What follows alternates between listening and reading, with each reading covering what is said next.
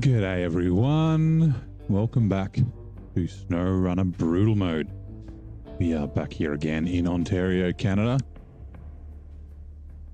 And we're hoping to finish today. Bob's having a bit of a nap in his invisible truck. But yeah, what are we? I think we've got 6 contracts to go. Yeah, 6 contracts, 91%. So I think we're going to kind of get into it, right? We've got the hay bales for the town storage, so we're going to take that. But we've still got a bunch of water to do. So fire department still has putting the fire out of the storage. So we've got what, 1,800 water to do at the second burned warehouse, and then 4,400 liters. Then we've also got all these bloody things. Ugh, so much. So yeah, we're going to be cruising up and down the highway a bunch of times. Yeah, let's get into it. Happy Friday, everyone, I guess is the first thing I want to say. Lovely being at the end of the week. Give me a second. Click on you, please. And click on you. Right. Yeah, it's lovely being at the end of the week. Friday. So ooh, this one. Hopefully everyone's having a good morning or has had a good Friday so far. It's what, 5:18 p.m. So yeah, we're starting a little bit early, basically because I'm really excited to leave here. One, because then I don't have to do the stupid water. I don't mind the rest of the map, just the water. But 2, because we're going to British Columbia next, and British Columbia has my favorite map in it, Duncan Bay. G'day, Adam. Oh no. Oh, I've been upgraded. I'm now the stupid @ symbols for everyone's name. Last night we just had the regular names. Oh man. Oh, it was inevitable. It's happening to everyone. But yeah, how's it going, Adam? How's your morning? Jack, first time catching one of these live. Been watching on the side while you play your hard mode. Nice. Well, welcome in. I'm glad you can catch us. Time zones are a little bit weird. I assume that's probably the issue. How far are you through your hard mode playthrough?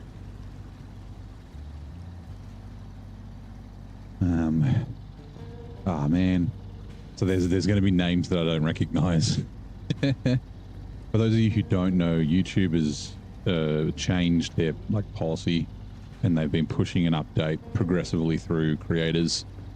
So instead of using your display name, it's going to use your account name, and you can't change it to use your name, but you can change your name apparently every 7 days. So yeah, if it's random or you don't like it, you can always change it. But yeah, it's just a thing that a YouTuber doing. We don't know exactly why. I'm assuming it's probably to try and stop impersonation. You know, so I can't just set my display name as fucking Ryan Reynolds and then pretend to be Ryan Reynolds. Maybe something like that, but yeah. It does make live comments a little bit more difficult to figure out sometimes.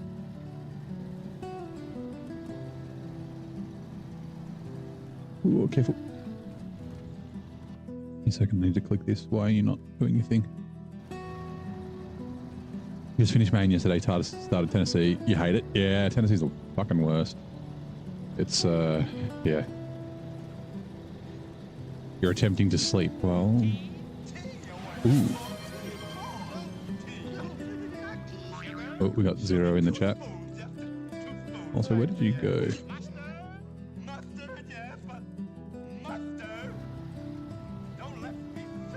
Righto, we'll just bring this up here, and then we'll chuck the kettle on. How's it going? How's your morning so far, mate?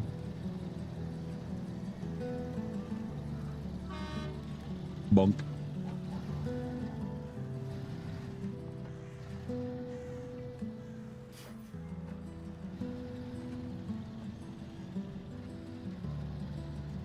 Hey, Petran, how's it going? Just built a monster truck. Like in real life?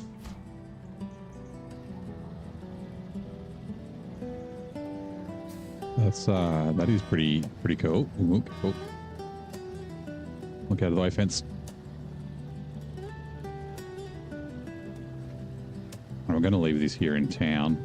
There are some deliveries we need to do with it, but we're going to kind of do that at the end.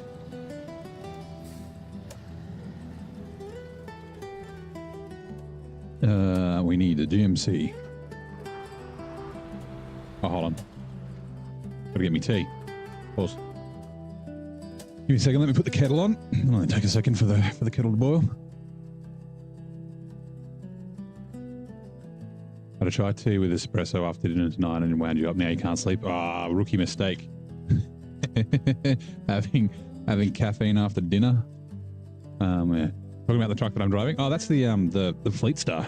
Old Tippy McGee, the Fleet Star 2070A. That's the first truck that you get in SnowRunner, usually. Right. Bear with me a second.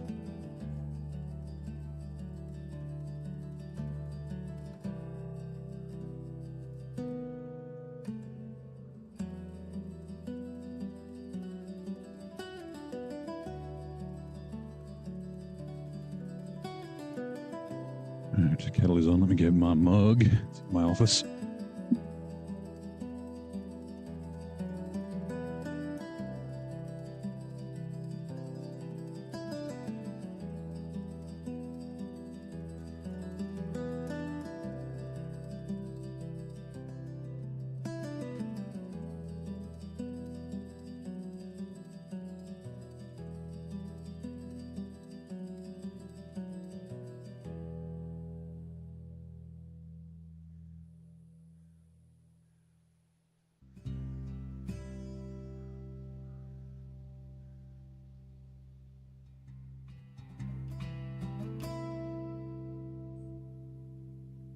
Right, honey's in. Let's grab a tea bag.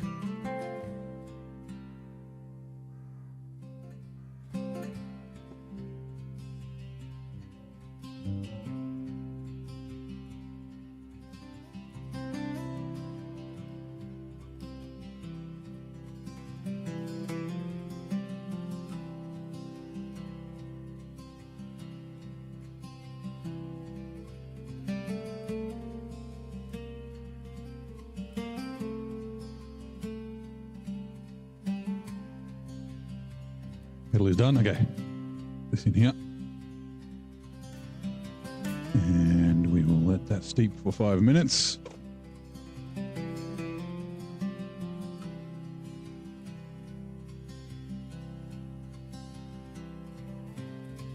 You always have tea. You're hoping the espresso would have worn off a couple hours ago with Mary Jane's help. I guess it's not how it works, fortunately.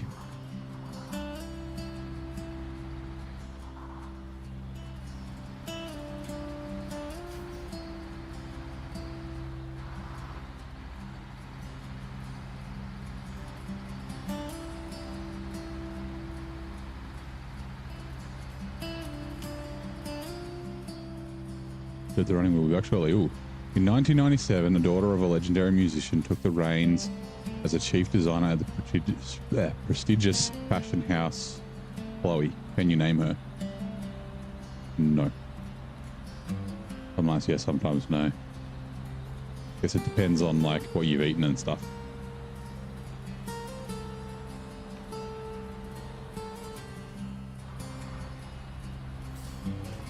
Damn it.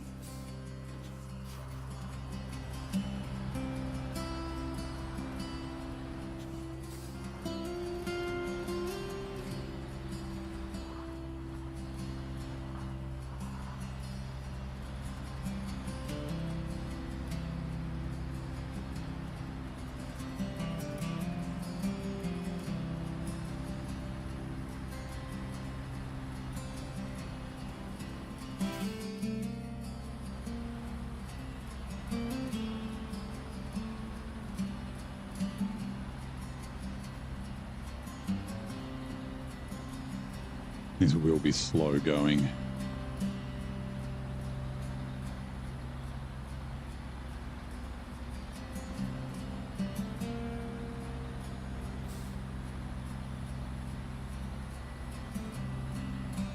just because this trailer's so heavy with the double water in it. Stella McCartney, the daughter of Sir Paul McCartney, thank you very much, Virgil, was appointed the chief designer at Chloe in 1997, bringing a fresh modern flair to the brand.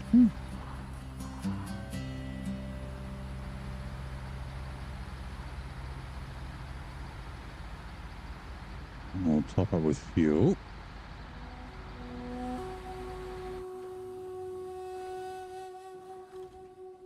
Refuel from center fuel tank through the gateway. Let's go.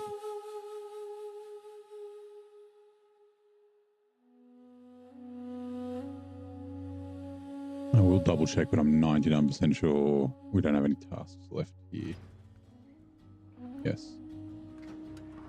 And it's just water boom. It's the only task on the other map, and then the gold. Oh, and the contest. Got to remember to do the contest.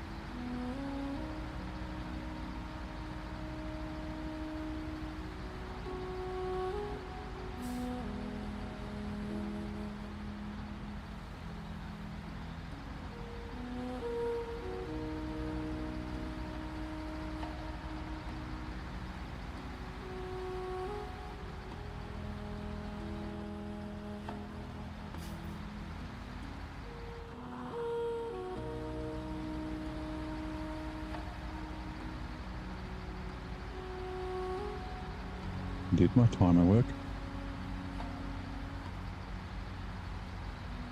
Does not appear so. So the tea is probably almost done.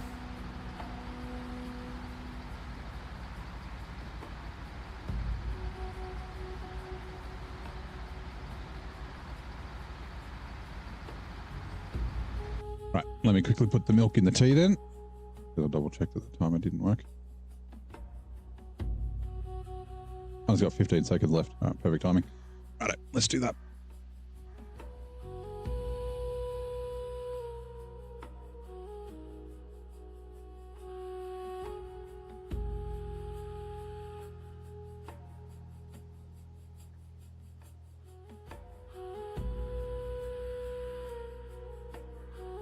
Let's plug that in, please. Thank you. Right. E-bag out. And into the bin. Oh, careful, careful. Made a mess. Clapper of milk. Put that in. I'll just also wipe the tea off the kitchen floor. Milk.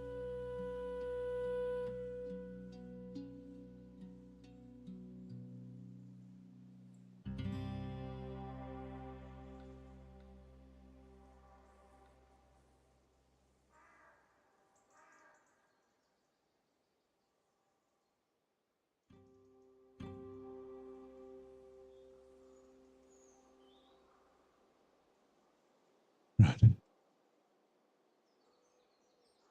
I'm back.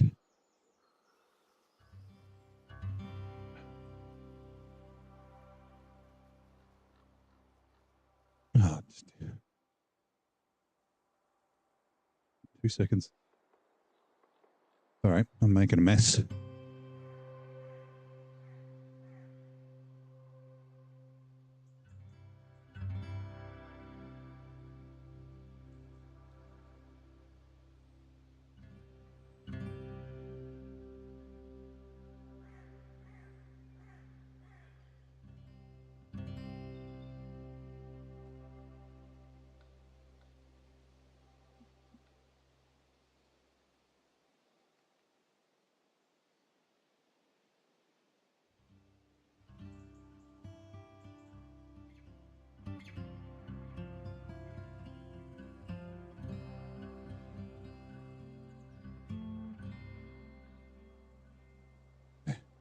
He's been mopped up.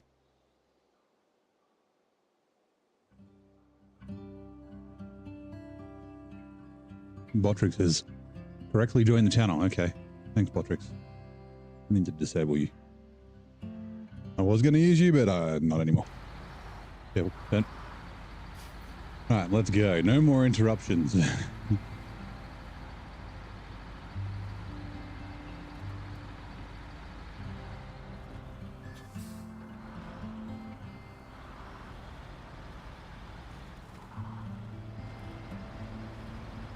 Through the muddy asphalt.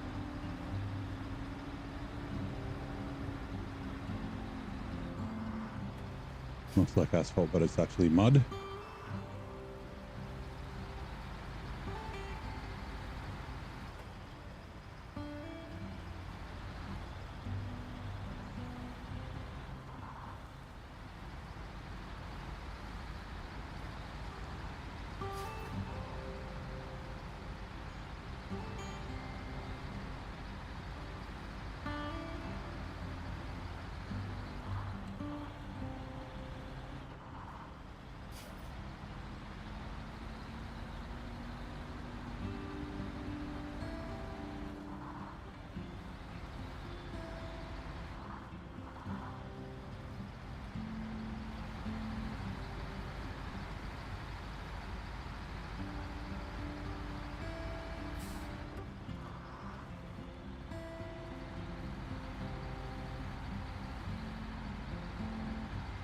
Actually, I should figure out how much water I've got left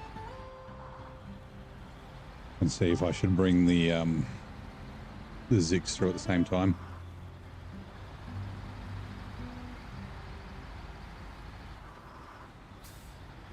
Because an extra 18, if an extra 1,800 litres once or twice stops me from having to do a whole other trip, then it's definitely worth it.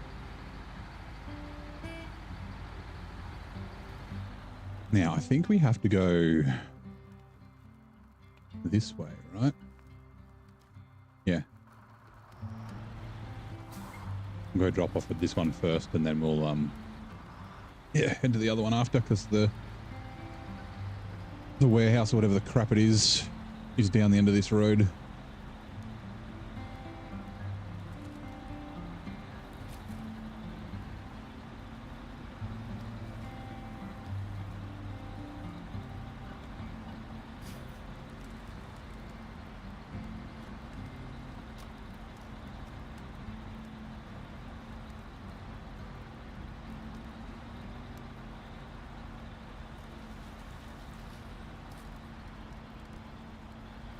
Don't, oh my god. What did it despawn? It despawned. Okay, thank you. So I get caught on that tree.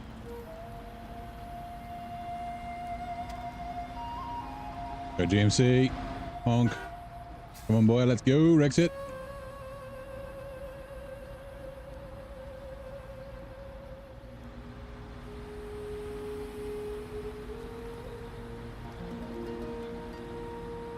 You've done a good job here, GMC. Vleetstar's been the hero of Ontario, and I guess the most disappointing has been the 114 SD.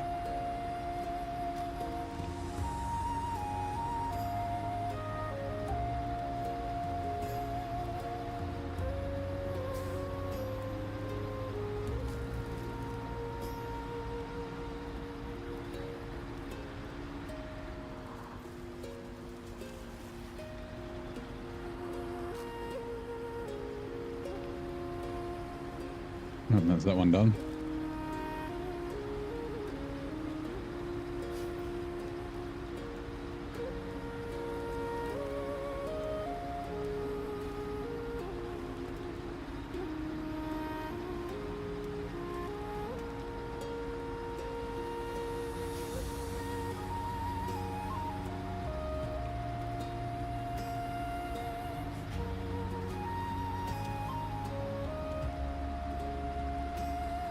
So I was doing that fucking thing again.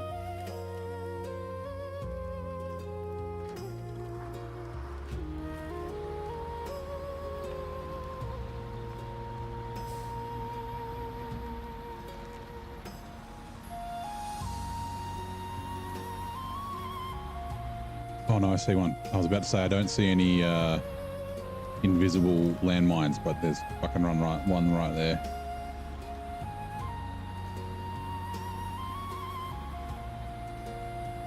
Kind of forces you to drive on the shit bits, but okay.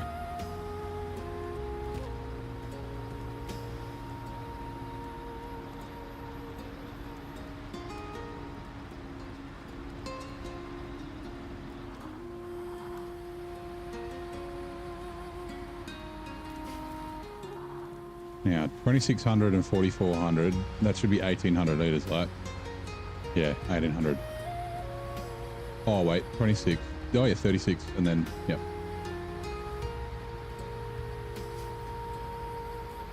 So we should... Can we do it from here? We gotta just fill this bad boy up. Transfuse.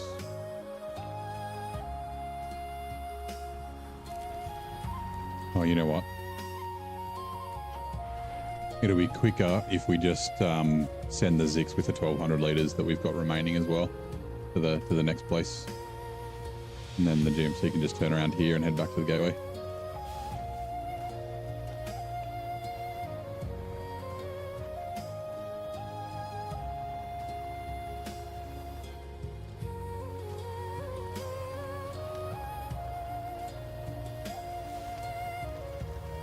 Wait, that's not where I'm going. Where I'm going next, not now.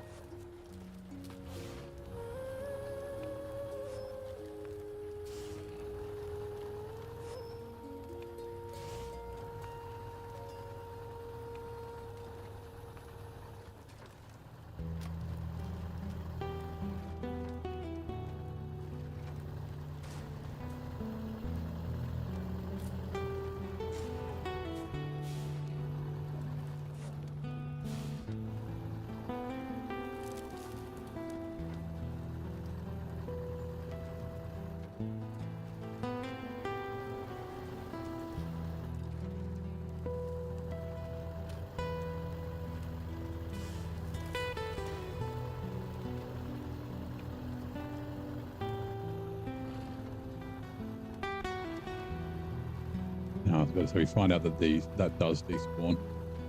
I think this one does as well. Just with a little knock. Let's go there.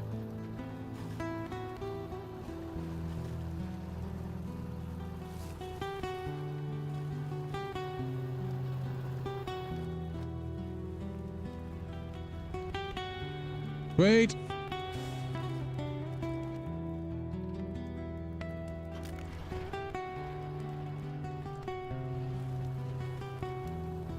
What do you get from here? Metal rolls, metal beams. I guess maybe there's an optimal way to do this. I mean, it's just easy to grab 6 from, well, like, you know, even if you're using 5 slots, like grab 5 metal rolls or 2 metal beams and a metal roll from the railway station and bring it into this map. Like, there's not really many deliveries close to here that need it. Because these things are locked behind so much stuff.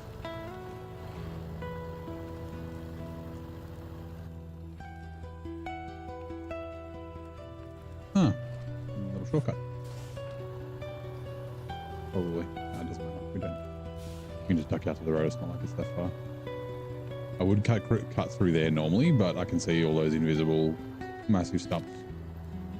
Ones that are like tiny that you can't fucking see, but they act like they're gigantic.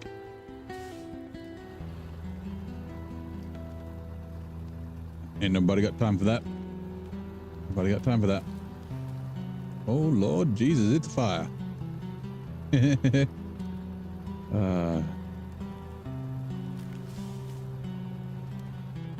Classic. Oh, wrong way. We got to get the water first.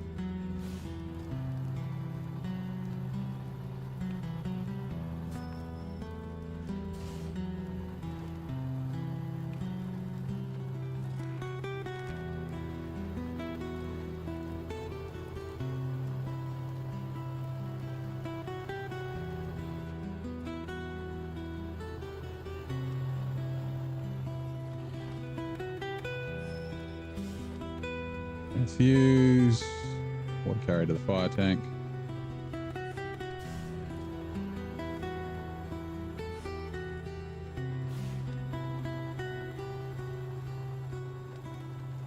Come on. Now, let's have a quick look. So, fire department, putting fire to the factory. 5,900.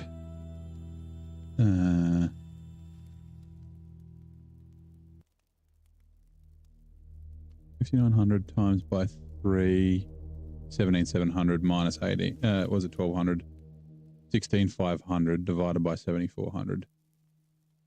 Divided by 7,400. 2.2. Yeah, so I think we can do, it'll be 2 trips if we take the, yeah, hold on. 7,400 divided by, or times by 0.22, 1,600. Yep. Yeah, so just the Zix only needs to come through once, and then it's 2 trips. I believe. So not horrible, but still kind of shit.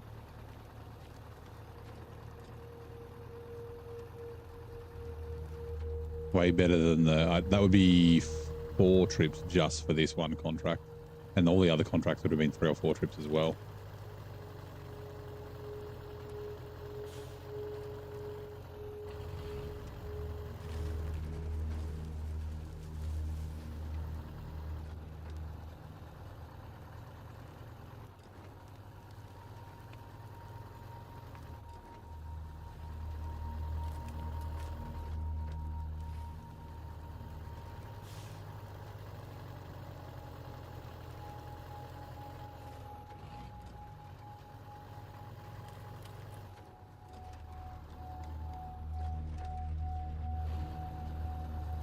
I'll go to the one on the back.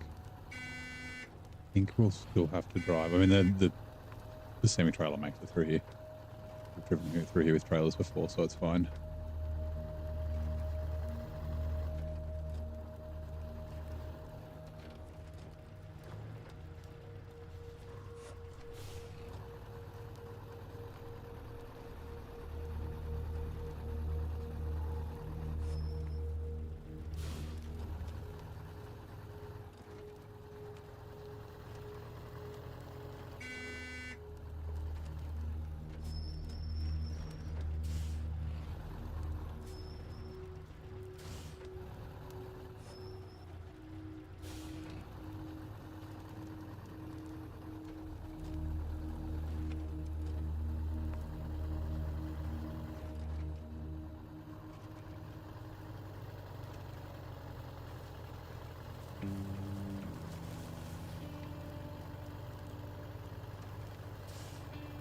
Drink our tea while we're cruising along the road. We can clutch bump, it's hard.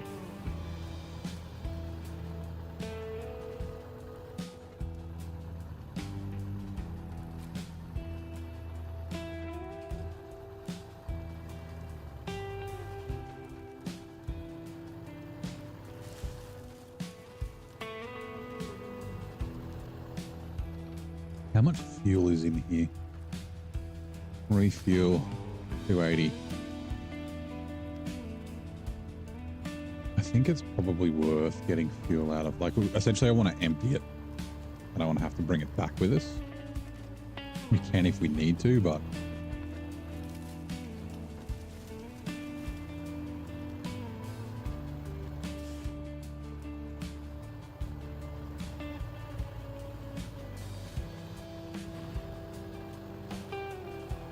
I actually think the GMC, since the trailer's empty, we should be able to tow both. It won't be that much slower.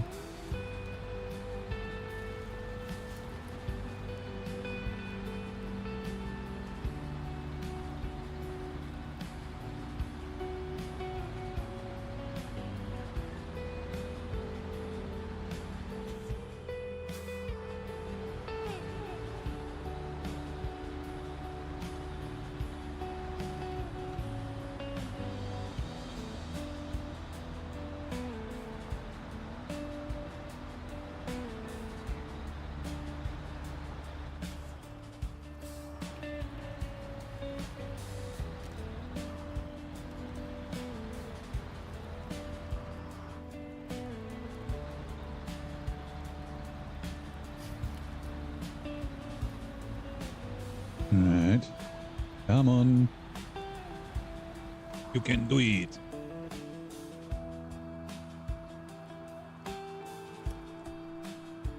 Oh, actually, hold on. Change truck. Perfect. Handbrake off. Neutral. Change truck. Winch. That makes it easier to tow.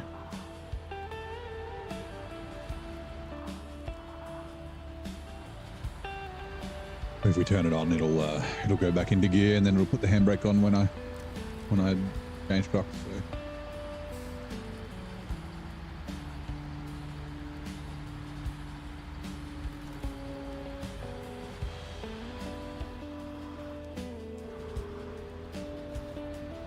Now,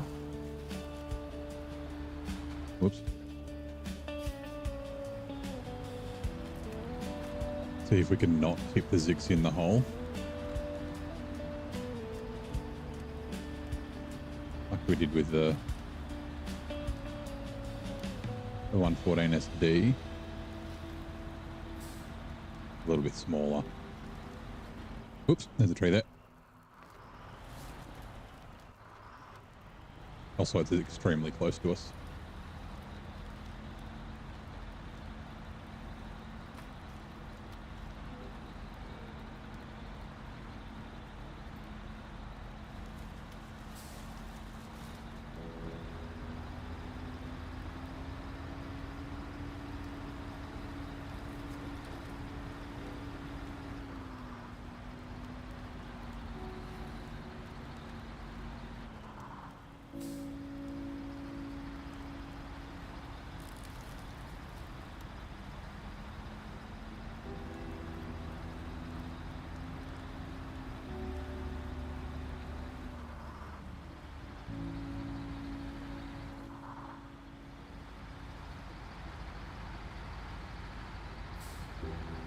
G'day, Blaine.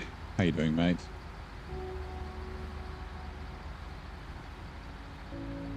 Happy Friday, buddy.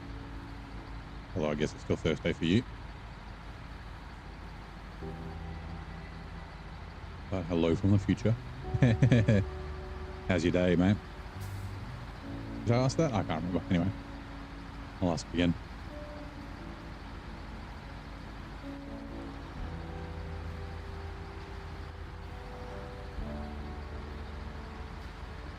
That was good. Nice.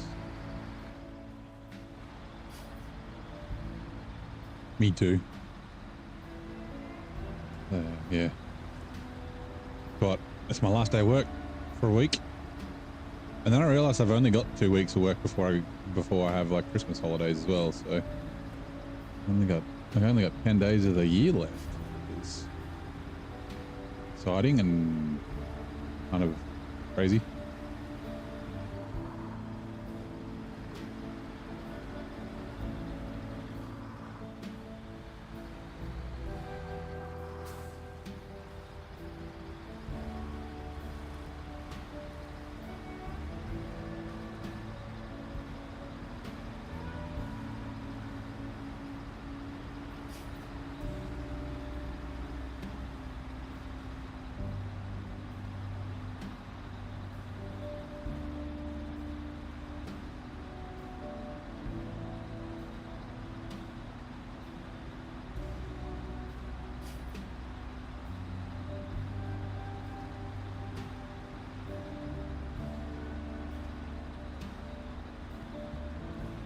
Gonna jump out of all drive.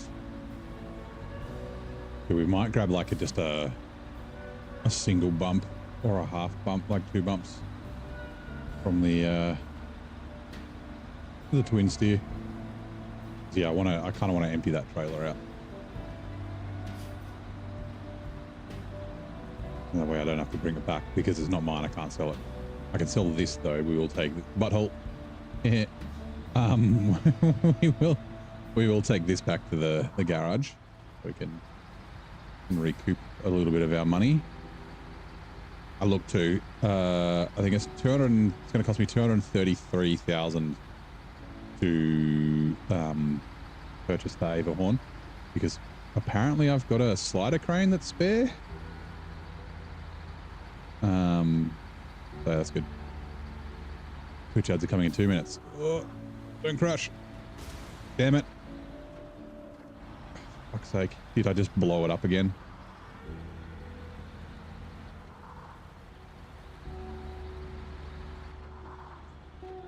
Oh, fucking, hold on, I gotta check. Otherwise I'll be leaking fuel. No, okay. I mean, almost. The suspension's fucking... Well, where's the Scout? It's all the way up there. That's not that far. Actually, we can do it on the way back. It's fine. It'll survive. GMC. Ooh. 80's back. The Duke, I think, probably. Where is he? Change truck. That should be short enough not to get a strike. Actually, I didn't check. I was wondering. Let me. I can do it while I'm here. Content. Okay, yeah. Yesterday it was fine. I wasn't sure because I know the WWE are quite litigious, and there was a WWE one. I was like, I wonder, but it's not a song, so it shouldn't really trigger that sort of stuff. But yeah. I guess the Monty Python is part of a skit and that's purchasable or available to like essentially buy. There. How's your evening, Duke?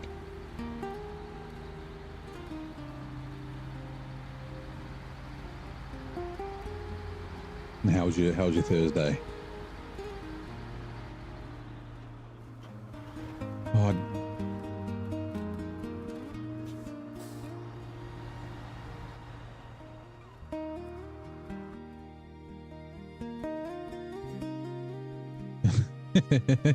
don't do that, do you?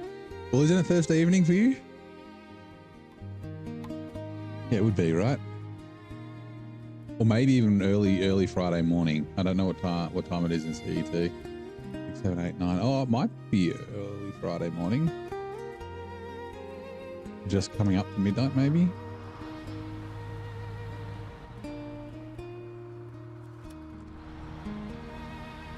Come on, buddy, let's go. Come with me.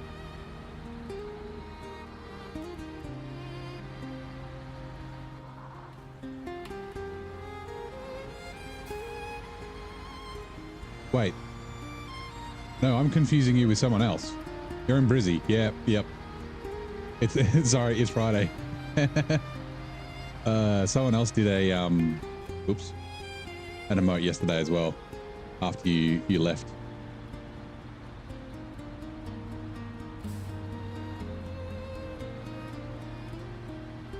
But yeah, how was your Friday? So what, coming up to 5 PM, so it's about knockoff time, right? Hopefully knockoff time was a little earlier, but busy as hell, yeah. Did you have to leave the office again today?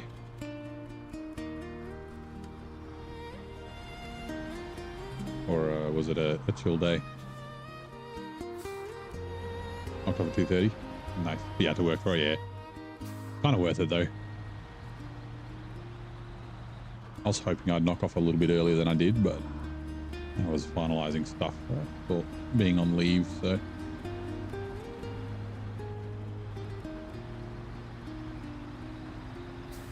Work and export. There'll be no chill days for the rest. Oh, yeah, okay. Be the busiest time of the year, right?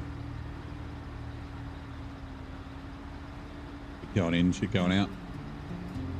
I guess you only care about going out if you're in export.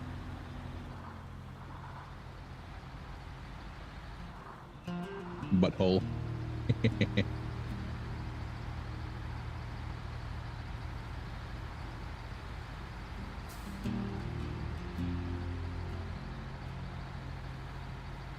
Oh, like I said, I'll grab. Oh, put the handbrake on. Refuel. Expanded fuel tank. Yeah, double bump.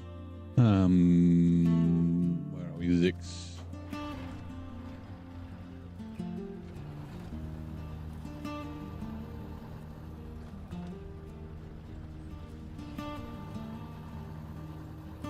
Hey, Mr. Texas Game Warden, what's good?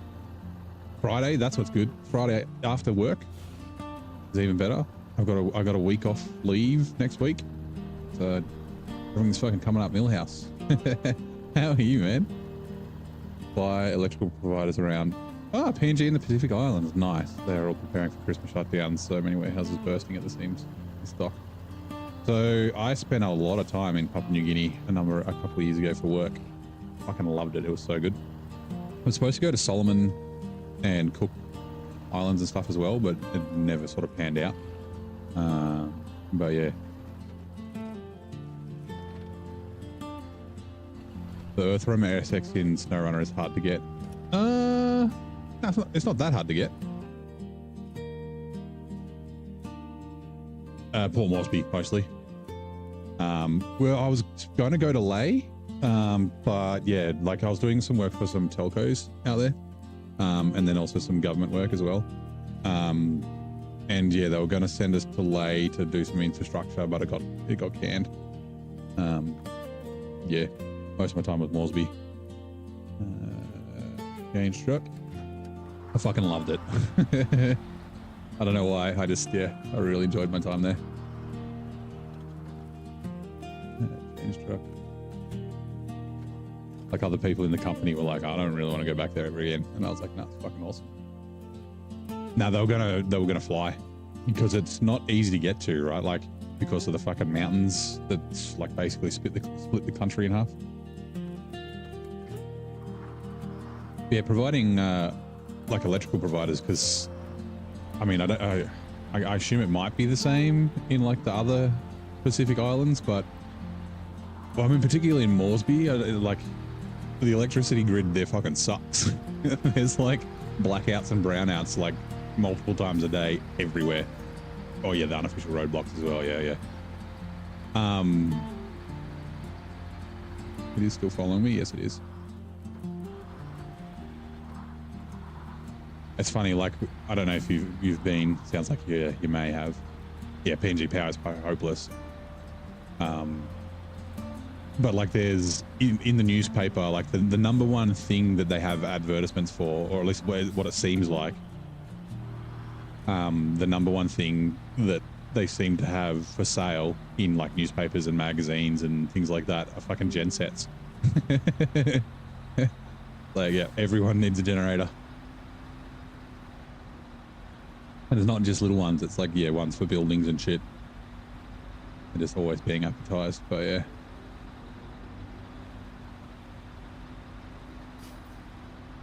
Yeah, working in a fucking data center, power goes out. Like, turn to the guy that you were the like, you know, the guy that's from PNG. What do? He's like, we just wait. He goes, if we start getting hot, we'll go outside. Okay. And a few cat gen sets, yeah.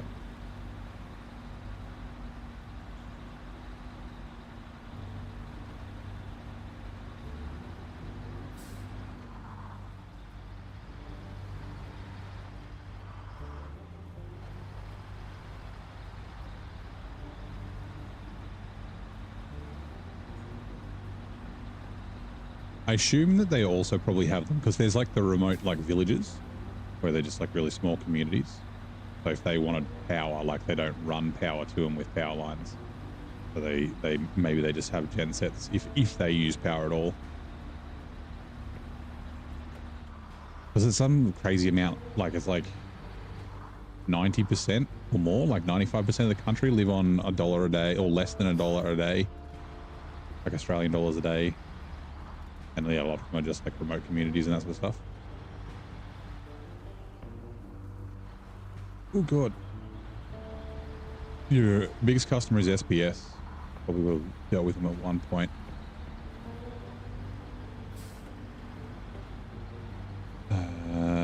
SPS. Possibly. I'm trying to think.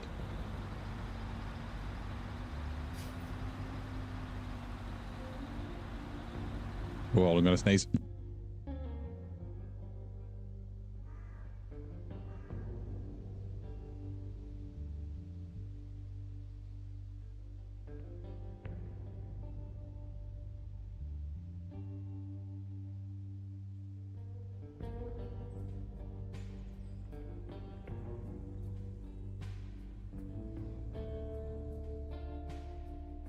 I'd say they're the HVAC guys, right?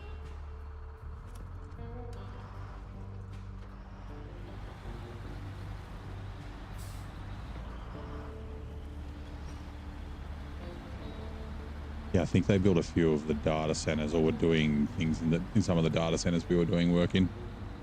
When I say data centers, some of them are like an office, like an office in a building.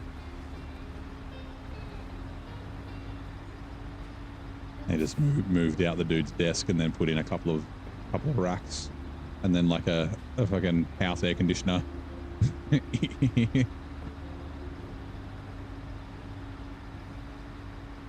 Those are both HVAC guys, but they're pretty broad, yeah.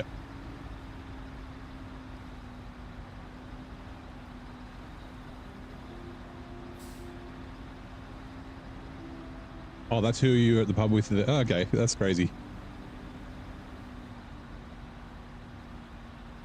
It was so I was there for APAC, the economic conference back in 2018.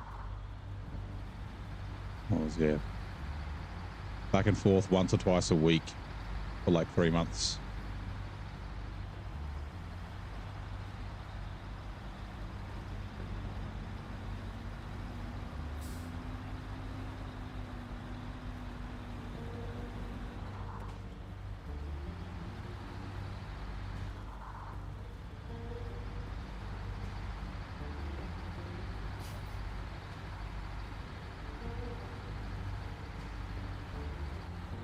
I guess they appreciate the effort they put. Yeah, well, if you do a good job, and like that sort of stuff's like so important for a company like that, right?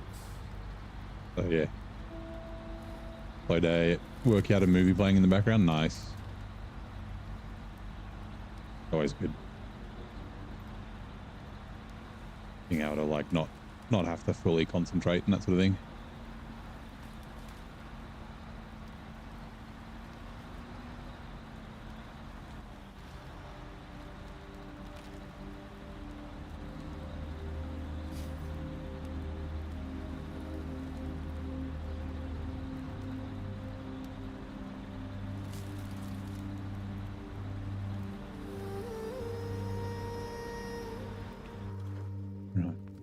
Didn't want to risk the Zix falling in.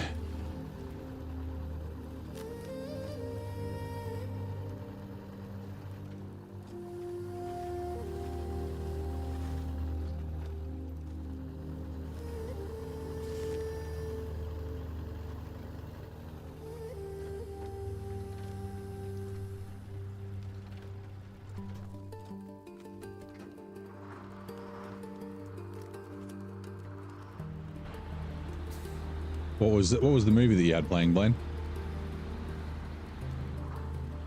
I usually have on my slow day. I just have streams running. If people are playing that I know.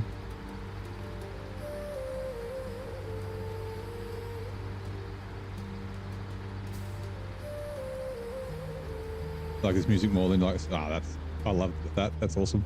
I'm actually planning on doing some more. I might. I don't think this is. I do have the Ontario music mixed in. I think this one's one of mine. They are. They're bumming each other. They're I'm surprised there's a a sound effect for that.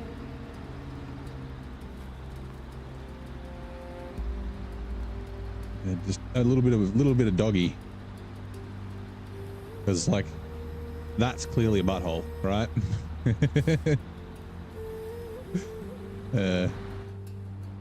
I'm so immature.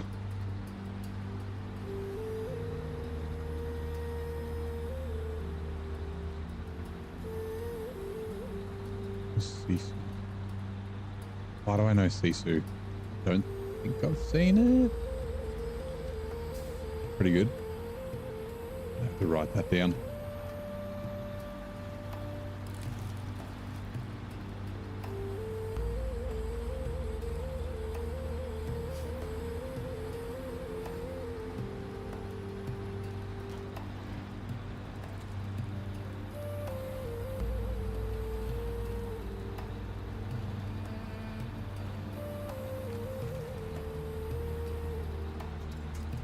be faster if I do this.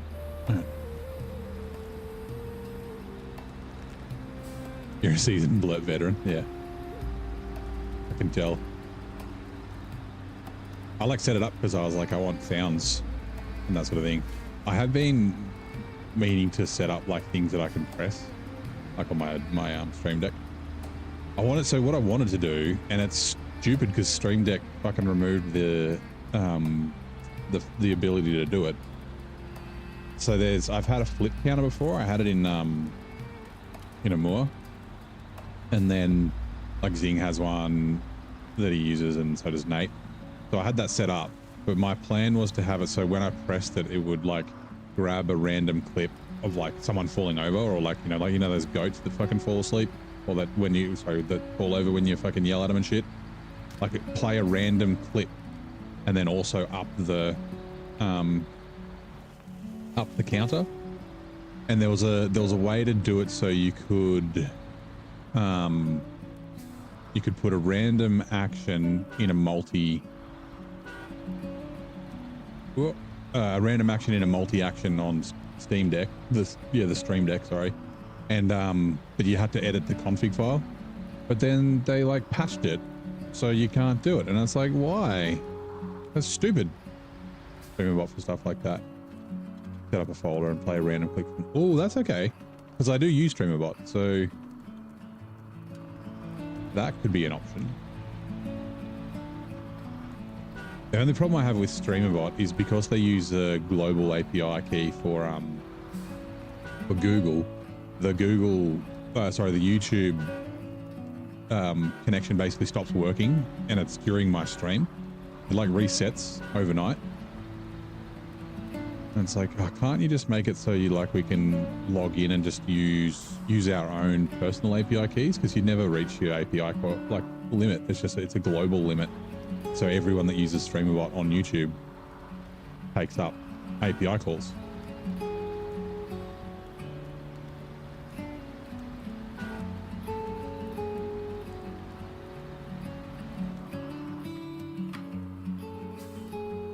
Hello, Reza. How's it going?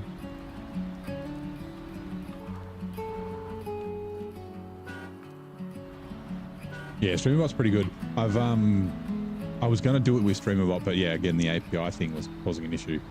I wrote some scripts because I'm going to do a streamathon or a subathon next week for like tracking, like doing a countdown timer and things like that. But I've used Stream Elements for that because the Streamerbot thing is is a pain. It's built more for Twitch. Yeah, I mean, it works just as well for YouTube. Like, it's got all, like, I've set up a bunch of stuff. It's just, yeah, it's silly.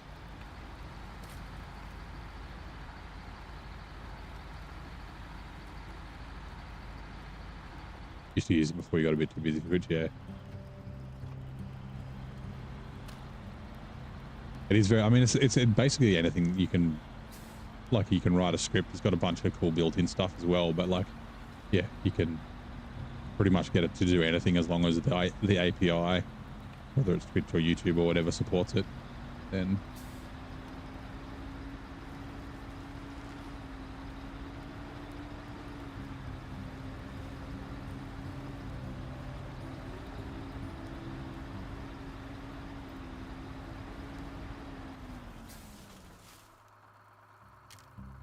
refuel. Go fuel carrier. Oh, perfect. You can think of it, you can pretty much do it, yeah. You just need the skills. The soft skills to be able to, well, not, sorry, the software, the coding skills to be able to write something, usually. It's also just a lot of it is like knowing, like figuring out the features or the things that you can do and then working out workflows and having actions trigger other actions and things like that. So like Streamerbot's the thing that does the 2-minute warning for the Twitch ads. And then it does, I got it to do dad joke, because dad joke does work on Streamlabs, but I can't, there was a reason. Oh, and then the Magic 8 Ball. Oh no, Magic 8 Ball's Streamlabs. Oh yeah. Probably some GMC action, by the way. It's your main prime mover, yeah. Like it. It's a bit of a slept-on truck. Like, I even like it without the all-wheel drive. I'm gonna hydrate. I'll drink. I do have my water right here. I topped it up before the stream. Look at me being all planned and organized. It's clean. It's cold. Yeah, that's the park. That's what I call high quality A2. Bobby Boucher.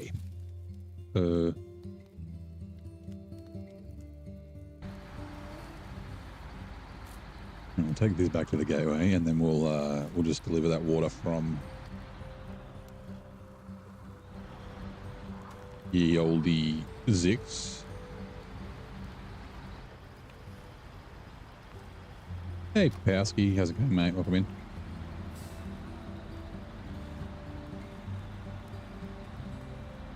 Don't like it with the crane and race suspension, though. It's one of the other for obvious reasons.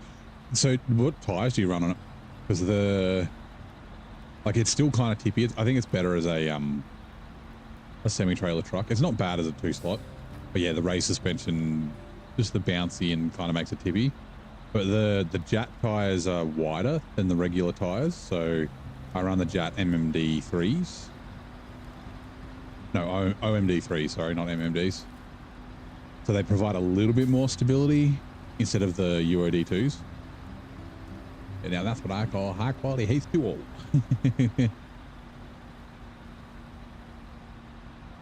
I do the same on the Fleet Star because the Fleet Star is also a little tricky. That's from the DS. Yep, the Jack of All Tires DLC.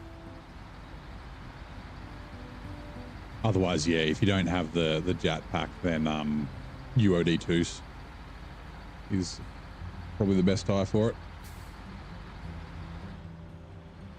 Don't know why they didn't missions like cold start an old classic truck and then drive it to a destination without towing it and shut down.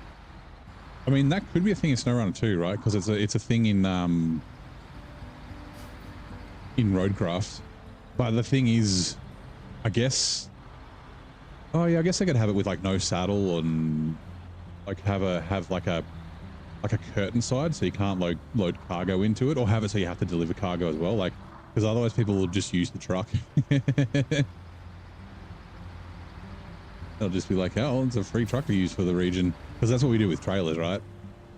Like if there's a mission trailer, you need to deliver it and the cargo, like the 5-slot in Maine. There's a 5-slot with 5 bits of wood that you need to deliver to the garage. You just take the 5 bits of wood off it and then just use it, and then do that as the last thing and get rid of the trailer, and then you'd have to buy one. Thought about getting it, but don't like the idea of making the game easier. It's meant to be hard. So it's not necessarily that it makes the game easier. So OHDs are still the best hauling tires in the game. Like I said, the Jats are good for tippy trucks, and I wouldn't use them for trucks that have OHDs. The main advantage of the Jat pack is for scouts, honestly. Like the MS3s on the Scouts are just really, really good. And it's a bit of a shame because it's like you don't use any other tires on the Scouts except for maybe Tiger tires on like, ooh, actually I ran the Jat MS3s on the Yar, but yeah. And then on the heavies I use the MHS4s as well. But yeah, for double tires, the OHDs are still the best tires in the game, the OHD ones. They're heavy, they're double weight on the rear. They like provide better pulling power.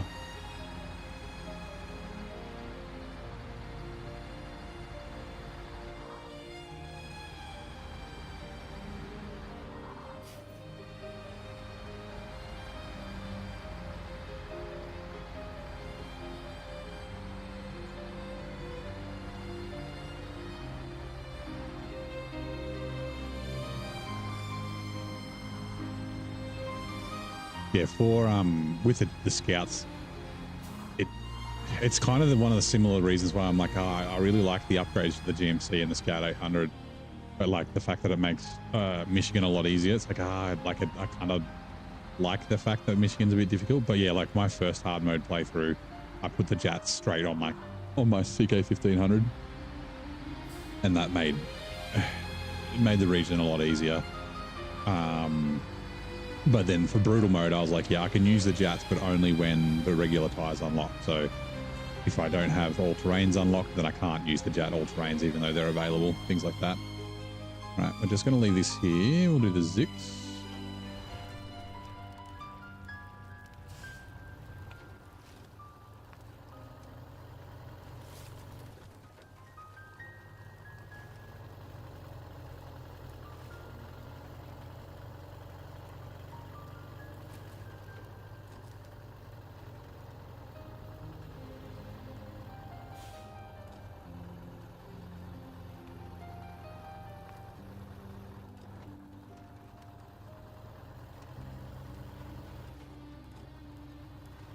Doesn't take a lot to make mission easy. If you started with all the upgrades you have, by the end you'll, yeah, well, that's right. It's more just the very early bit. Like, so I mentioned this a couple of times, but my idea for the upgrades for the Scout and the Chevy, like, they're still going to have the center of mass upgrade, which will make, like, update, sorry, which will make them better. But like the Scout 800 in particular, it's approaching like it's approaching F750 kind of levels of repair and fuel, right? So having the big roof rack, because there's still the small roof rack, and then the big parts in the back, because the CK 1500's got small parts in the back, but I can't remember if actually, let's leave this back here. I can't remember if the Scout does or not, but yeah, having those level locked for like level 20, so you get them right at the end of Michigan if you're going to 100% it, and then I guess you still have them for Alaska, but like, yeah, still have that, like, instead of just having fucking 600 liters of fuel that you can just drive around, and like, what, 500, 600 repair points? It's crazy. Let's have a look. What is it? It's 140. Oh, it's 260 fuel, and then I think it's 600 repair parts. Yeah, instead of having that, do it so it's a little bit harder. GMC. Oh, we want to bring the Freightliner back.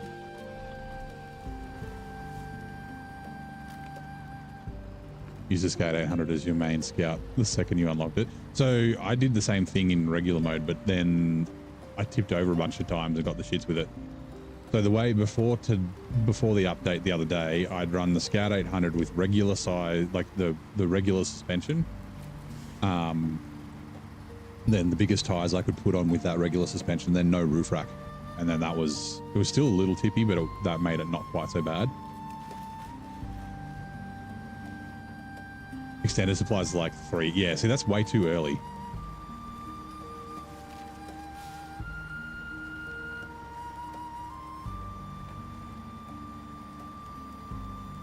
Like, yeah, I kind of get, like, maybe it'll stop people from, like, abandoning the game, but, like, I think that providing, it's like starting with the DLC truck, right? Like, everyone's got the CT681 and the HX520, whether they've bought a DLC or not. And they're like, I love the CT681, it's amazing. The HX520 is a little thirsty, but it's also very good. But yeah, they're crazy good for Michigan, particularly early on when you don't have upgrades and things like that.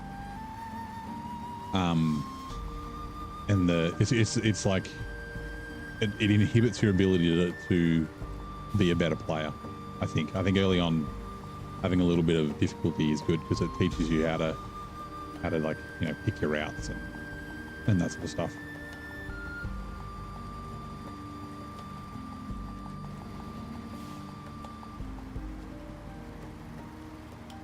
Yeah, exactly. Yeah, the expanded parts is a little bit overpowered. Put it behind a higher level. That's exactly what I think. Like, yeah, level 20, because, like, if you're 100% Michigan, I think you're about level 21.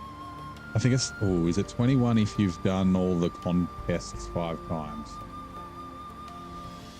But yeah, something like that, like level 20. So you can get it right at the end of Michigan, and I guess you still get it in Alaska.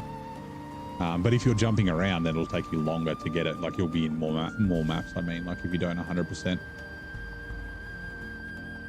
you abandon the game. Could go, we don't want your money here. Go back to 4.9. Yeah, I guess. Like, I think there needs to be a bit of a balance. Like, it needs to be accessible, but also, like, I don't like it being too easy. The difficulty is what keeps people playing for long periods of time.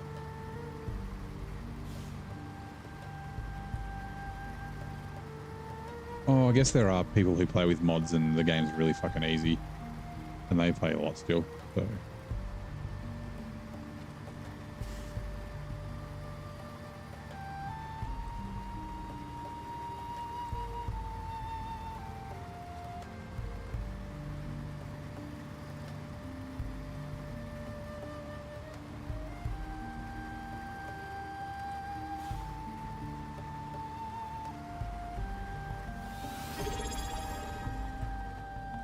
Ooh, Crouton, welcome in. Subscribe with Prime. Oh man, thank you very much.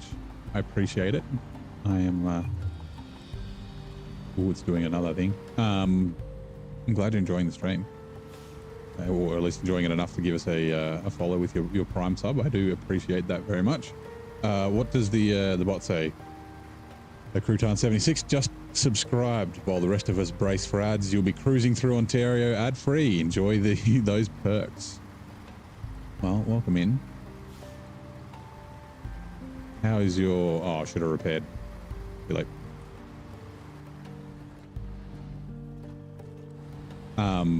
Ooh.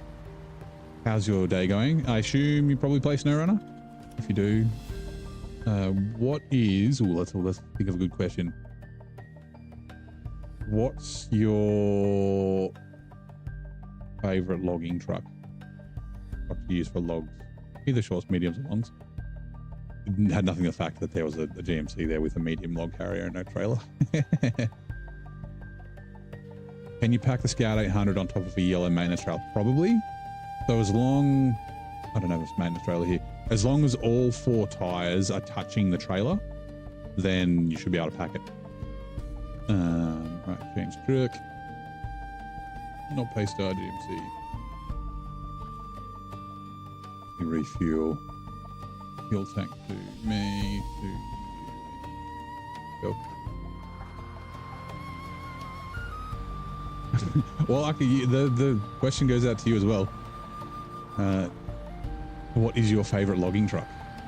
Let's just open it to everybody. What's your favorite logging truck? Because everyone always asks, like, what's your favorite truck? What's your favorite region? What's the best truck? What's the best region? Like, yeah. You want to tell? Okay, fine. What's your least favorite logging truck then?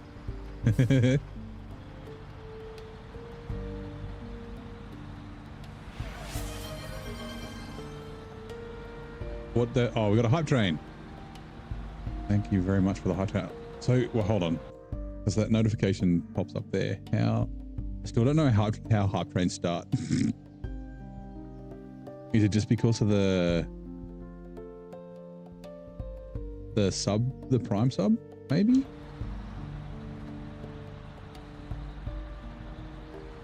Morning, Mr. Tatvic. How's it going? Your favorite logging truck, in your opinion, is the Pacific P512.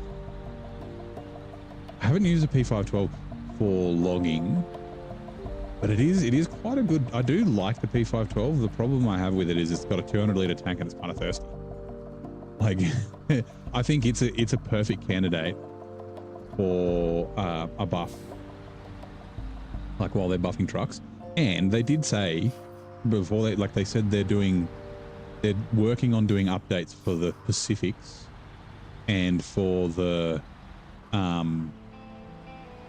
Cats. And then they released the P16 log carrier, which fucking who cares? Like, it makes no difference. It just looks different. I mean, I appreciate it, but at the same time, yeah. And then they didn't really do anything else to the Pacifics, but then they did a whole heap of stuff for the Cats. So I'm still like holding out hope that they might give more stuff for the Pacifics. Like maybe a slight power buff to the P12 would be nice, which will also help the Chimera. Like it doesn't need much, just like 10, 15k. Like it's not going to make it overpowered. It's just going to stop some of the axle freeze or the axle lock. And then, yeah, like a bigger fuel tank. I think I prefer a bigger fuel tank than a roof rack for the P512. Actually, yeah, So if they went, say, 240 liters, so like same as this, and then maybe gave it a more efficient, like multi-purpose gearbox or something, the PS5 would be sweet. It's like fun to drive. It looks cool. Sounds good. Like, yeah. If you use the White Western Star, okay. That's I fucking love the White Western Star. I use it too much. And to be honest, you log the White Western Star from medium logs and the P16 for longs. I have no intention of changing that. They both fucking work, man. P16's a bit of a legend, right? Yes. Go through the gateway. 5600 TS. Yeah, again, the 5600 TS has the same issue as the fucking the P512 PF. It's like, it's just so thirsty. It's such a capable truck, and because it's got that 28 liter, like I was just at the gateway there, because it's got that 2800 liter fuel tank. It's just such a, like, it's like the best fuel tank, or the fuel tanker in the game. Like, it's so good as a fuel truck. It's like, yeah, I wish I could use it a little more. Ooh, 100 cheers. Thank you very much. Oh God, almost crashed. I appreciate it very much, Duke. I guess that helps the hype train. I should like figure out what the hell, like how the hype train actually works. 100 bits from the Duke. So after all that export hustle, what's a logging truck? What's the logging truck that earns you Bezos money? Cheers. We're dying to know. He answered. He said the P16 and the White Western Star. That's funny.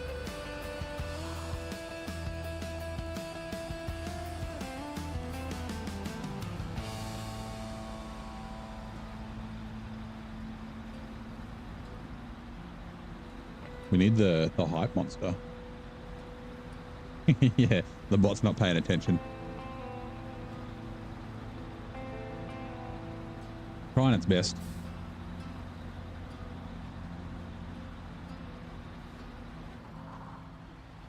Its best is not good enough.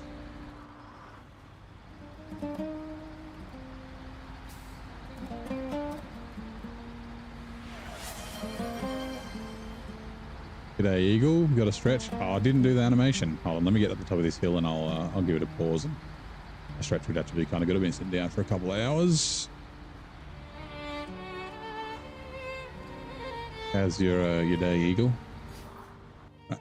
Ooh, I'm gonna move that out of the way and stand up. Get the old hips going.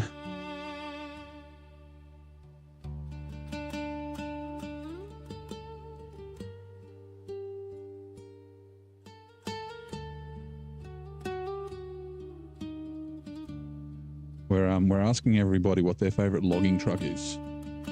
Doesn't matter if it's short, mediums, longs. What's your favorite logging truck?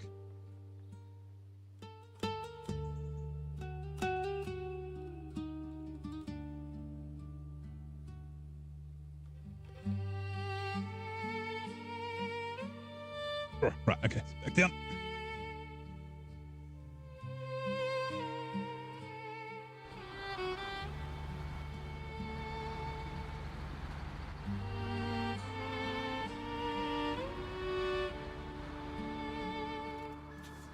Your favorite logging truck and why is it Western Star? Oh, you're a bit stressed. Okay, well, let my I'll say it again, my dulcet tones relax you.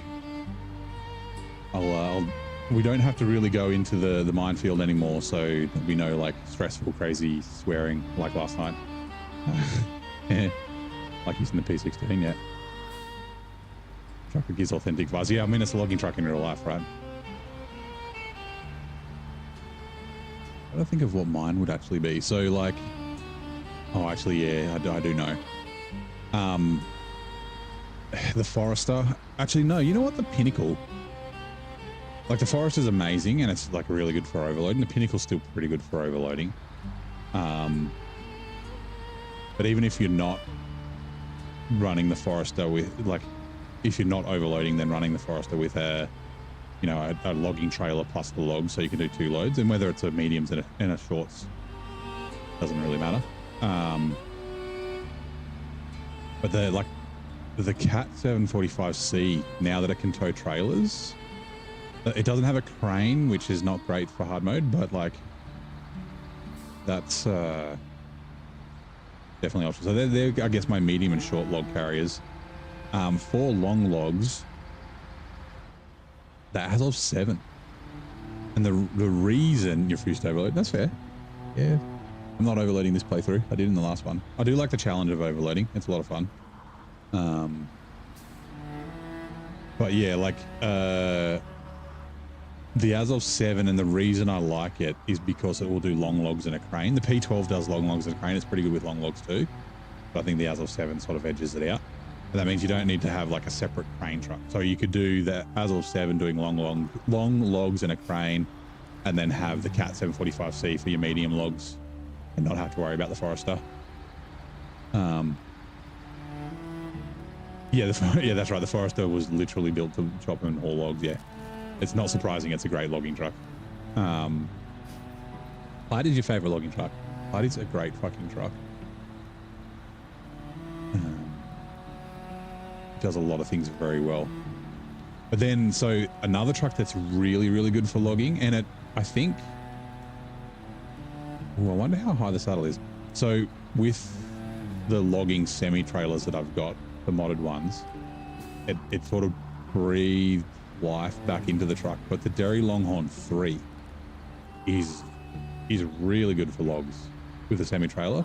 But now that they've got I bet it doesn't do a hydro saddle, but now that they've got the two mediums, like that B double, and then the the short long trailer, it would be very good with that as well. Like, its turning circle sucks, but it's such a great truck to drive, and it's like one that everyone forgets about. Like, you get it in Alaska, you use it there, and then like not many people take it elsewhere. Like an excuse to bring out an old truck like that is fucking great in my books.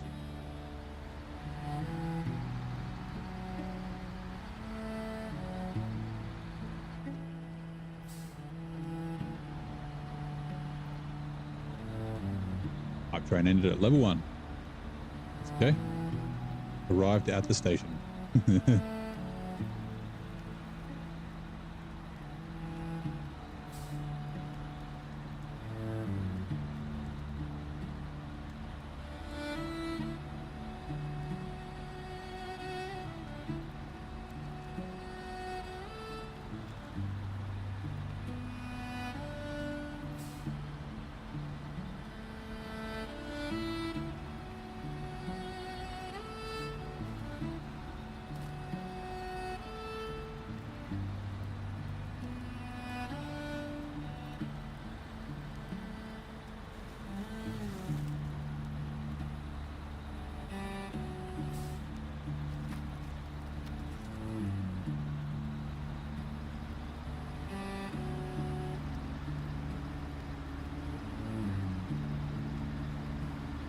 Going to be running on fumes.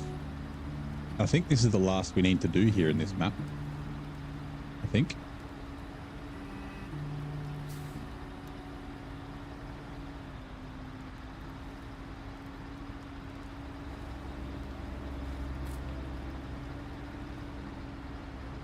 Shame there's no trailer store on the second map, so I could sell this.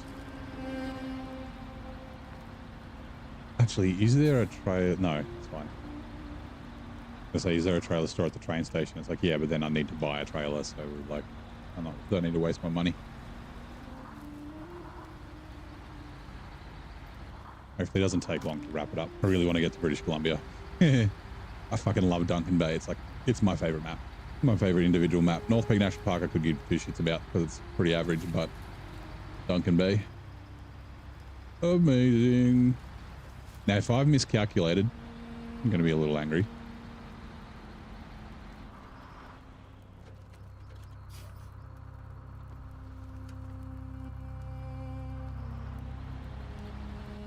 I think it's perfect. Is that right? 4,500 plus, it's 1,400, 1,500 litres. So yeah, I'll have like 100 litres left.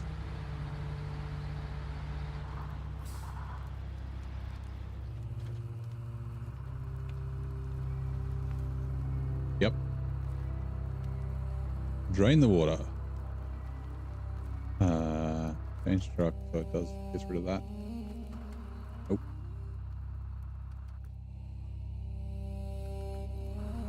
Fixes the weird glitch. Country Bumpkin Internet's being extra country pumpkin tonight. Is it too many people using it, or is the cane toad getting tired? I don't think cane toads run on wheels, but you know, I was trying to think of like a Queensland thing to say instead of a hamster. Hey, Sarah G. Just 100. You're thirsty? Oh, I just dumped all my water on the ground. Sorry, man. You could add my spare water. Satellite internet. I think storms are coming. It could be. We got rain forecast tomorrow. A bunch too. Like up to 50. Well, I mean, that's not much for Queensland standards, but 15 mils is a fair bit down here. I think it's 5 to 15 when I last looked. How's your day going, Zero?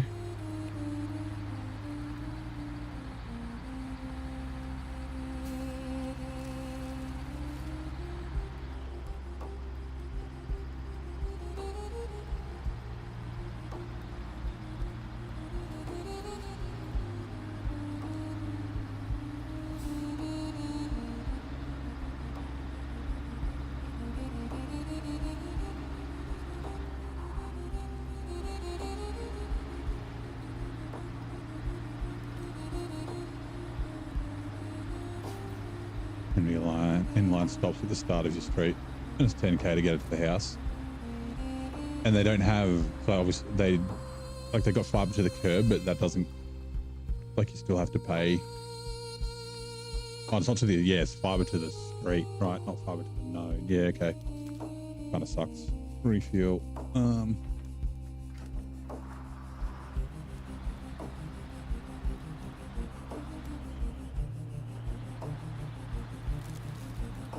Yeah, kind of sucks that they changed the policy.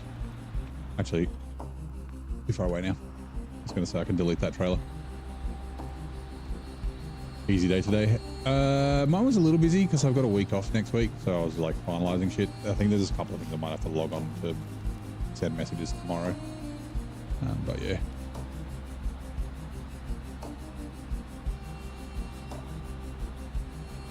I have just asked. Oh, it's an Australian thing too. G'day, how's it going? It's just one sentence you say. But I'm literally asking, like, I'm interested if you're having a good day or not, how things are. Like, it's not just a random pleasantry. Yeah, like the original plan for the NBN was to do fiber to the premises for like everyone, for all residences in Australia.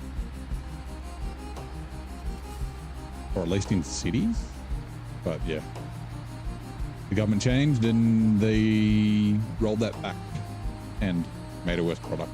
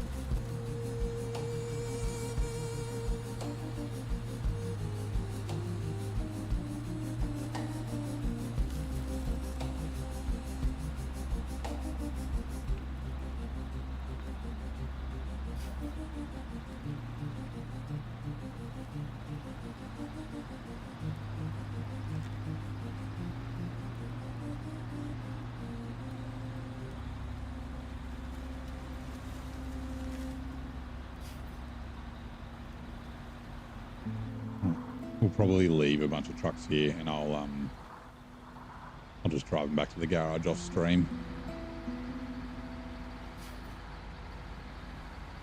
I'll do it like tomorrow during the day when I'm having my lunch or whatever.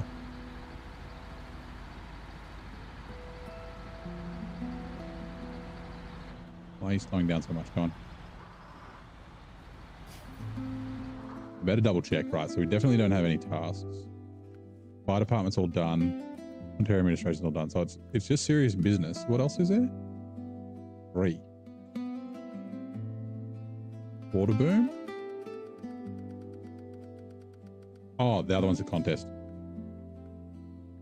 Okay, so yeah, 1 task, 1 contract, 1 contest. So we got to go. It'll take a little while because we got to drive a fair way. We got to basically do a loop of the other map of the Albany River.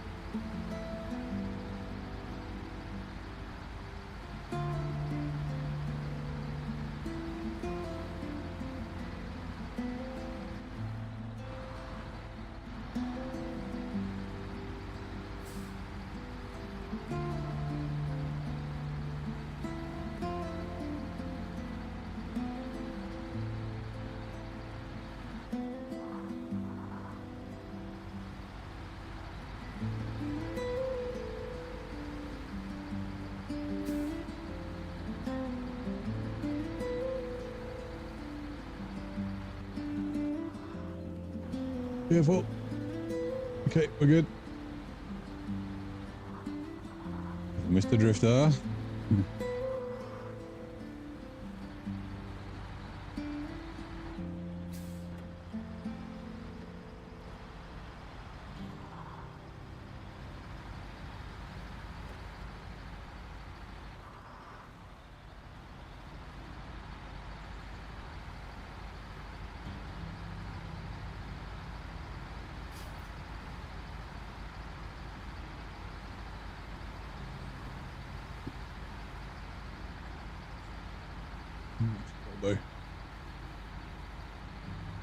Right, through the gateway. All the last time, well, bring the other trucks back, but we got the Scout, the Zix, and the Yank. I think are the last trucks left on that map. Now, we should be right for fuel. We'll just change truck. Freightliner, neutral, handbrake off, change truck. Not that one.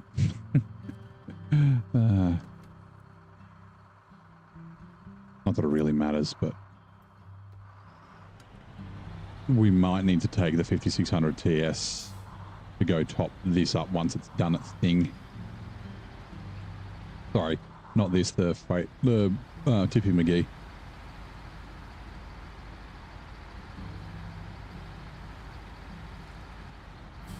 Hello, Zero is King.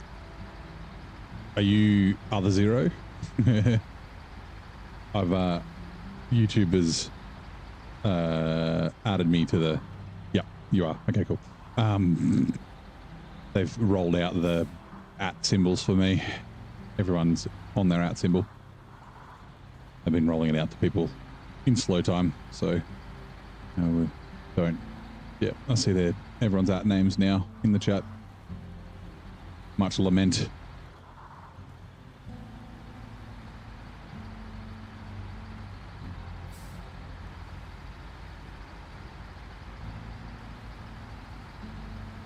How is your day, mate? It's so weird. It is a little bit, right? Like they have to have the only reason I can think of is to stop like impersonation, like people changing their name to another user's name or close to another user's name or something. But I mean, you can still change it. Like every 7 days you can update your @ apparently. Yeah. Unless there's like another feature they're going to implement and it needs the @ like the actual, it's essentially your channel name, right?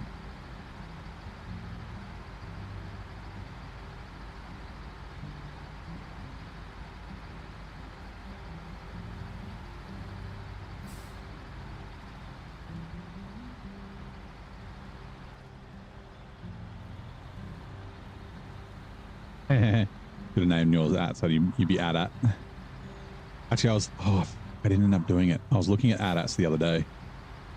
I'm trying to find, I should probably do it tomorrow. My nephew turns 8 next week. And so I'm trying to find him a cool birthday present.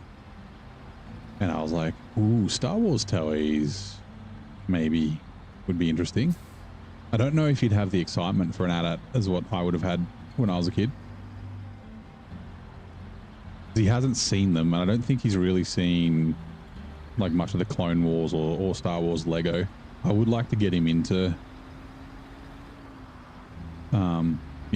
get him into Star Wars. He's kind of reaching like 8 is not a bad age to start. I don't think the originals, episode 3, 4, and 5 are really like that bad for young kids. Like they're still pretty kiddish.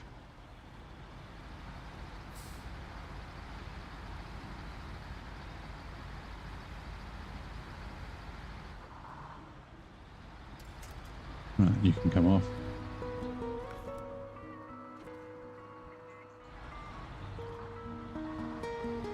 Cool, Uncle says, but yeah, if he doesn't know Star Wars, yeah, that's exactly it.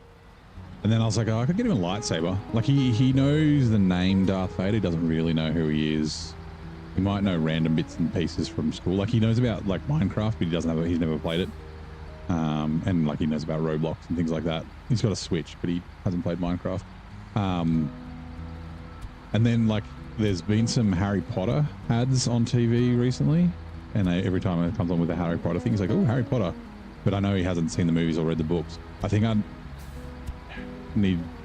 8 is a little too early to introduce him to Harry Potter, and the reason is like it's supposed to be for 8-year-olds and up, right?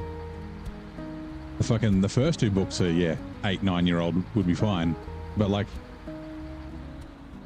when they were released, like when I was younger, and like when the people who the Philosopher's Stone or the Sorcerer's Stone in the US came out, the book, and they were 8 years old, they had to wait a year for each book, so they kind of grew up with the books. But if it's a kid who's 8 now, like you could read the books in a year or less, and then a 9-year-old is a little bit young for the Deathly Hallows, I think. So yeah, I'll probably save Harry Potter. I did start reading The Hobbit with him, and then we kind of stopped. I should oh, we did bring the Ankh back here. 114 SD. Should continue reading The Hobbit with him. Right, we're going to do this contest. Ooh. No, we're not. We need to bring the Scout back. I don't have any other trucks with repair points. Okay, Scout's coming. Use Scout 800. It'll only take a second. Hello, Bart. How's it going? Right, also, give me a sec while that's loading. I'll quickly grab something from over here. I'm doing very well, man. How are you? How's your Friday morning? Are you eating breakfast? I like spending breakfast with you.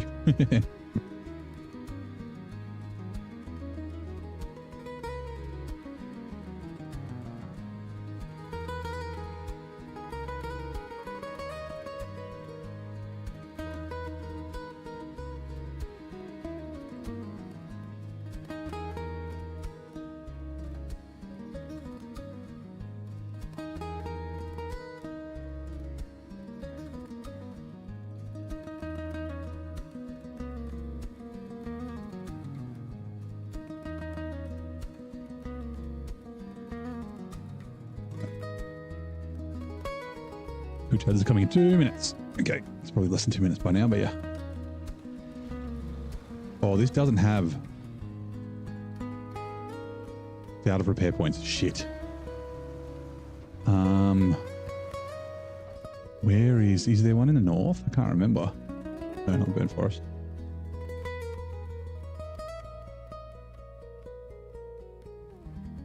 There's one there. I guess we could duck over to that. Because the other one's all the way down here. In this corner. Resupply zone.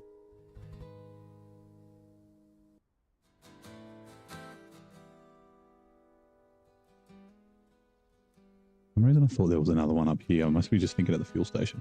Right, we'll head to that. Because I don't want to blow the suspension on the 114 SD, and I'm going to be doing a contest, so I can't jump into another truck and repair it. So yeah, all the stuff out there for kids, and they both and few things have both a good story and lessons for character building. Yeah, that's true.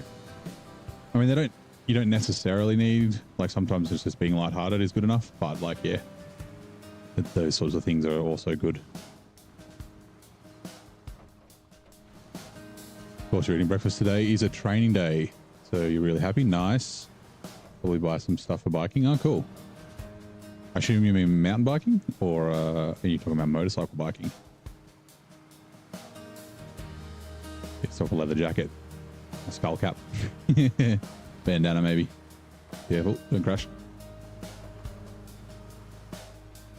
I was actually thinking earlier. So yesterday you said you had, or was it either yesterday or like the last time you were in the stream? I can't remember, yesterday or the day before. You said you were having bread with carbon in it. My response should have been, are you just eating burnt toast? Burnt toast has carbon on it. And saying how much fuel and repair points a scout. Yeah, it is. But I was talking about it earlier about how, like, I love that they've done the update, but I think they should level lock the big roof rack and the big repairs in the back for both the CK1500 and the Scout till a later level, like level 20 or something, because yeah, it just makes Michigan a little bit too easy.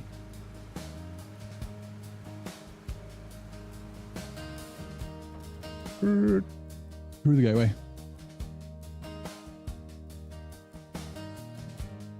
Like the Jats make it a little bit too easy. Michigan, that is. People have to suffer like I did. Actually, we'll refuel. Back her up. Oh, actually, oh no, it's fine. Refuel. We don't necessarily have to send the pay star. It's now the Scouts on this map. So what the plan is, we've got the express fuel delivery, which is delivery to both the mines, so the east and the west mines, from the fuel station, which is what we've got the 114 SD up here for. And then we've got water boom, which is, oh, what's that? 1, 2, 3, 4. Oh no. Wait. Metal rolls and small pipes. Oh, cool. We've done the metal beams. We've got water boom, so we need to bring the materials for that, and we can get, oh, is it all from this warehouse? I think we need to run the just the small pipes and then the metal rolls. There should be one in here. Oops. I'm going to click on something else and then click back on it. Yeah, grab a metal roll from there, grab a small pipes from here. And then the last thing is this serious business, which is 8 gold. Now there's 3 gold here and then 5 gold here. So this is my plan. Hello, Hut, how's it going? We'll discourage people, newbies, from jumping to mods. Maybe. There was a guy, was it the dude we raided? Not last night. Maybe it was the guy we raided last night. No, it's not. It's another guy. But so yeah, there's a guy who's like just started the game and he's in Michigan and he's like using like the most OP fucking mods ever. I was like, oh man. He's like, yeah, I just started the game. I've been playing for like 20 hours. I was like, oh, you ruined it. But yeah, potentially, I guess maybe it might stop them from jumping to mods so early. I mean, play the game the way you want to play it, but yeah, the mods I just find it makes the game so fucking boring. Like if I don't need to worry about terrain, I might as well just play ATS or ATS.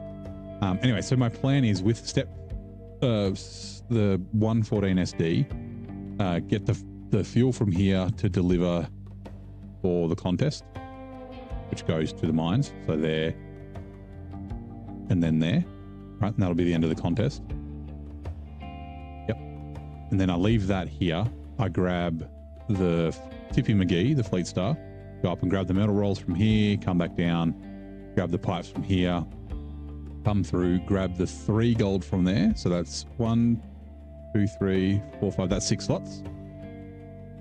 Drop the metal rolls and pipes off at Waterboom, then continue on to here to fill the trailer up. So I'll have 6 gold on the Tippy McGee on the Fleet Star, and then I can chuck 2 gold in the 114 SD, and then they just get delivered up here, all the way up at the train station, and then that's it. We're done. But like I was saying, we'll probably have to refuel the trucks here to get them back to the garage, because I need to get rid of the trailer. But yeah, that is my plan. We'll see how it goes. But before we do it, we got to just quickly go buy some repair parts, because the 114 SD is a bit broken. She's a bit damaged.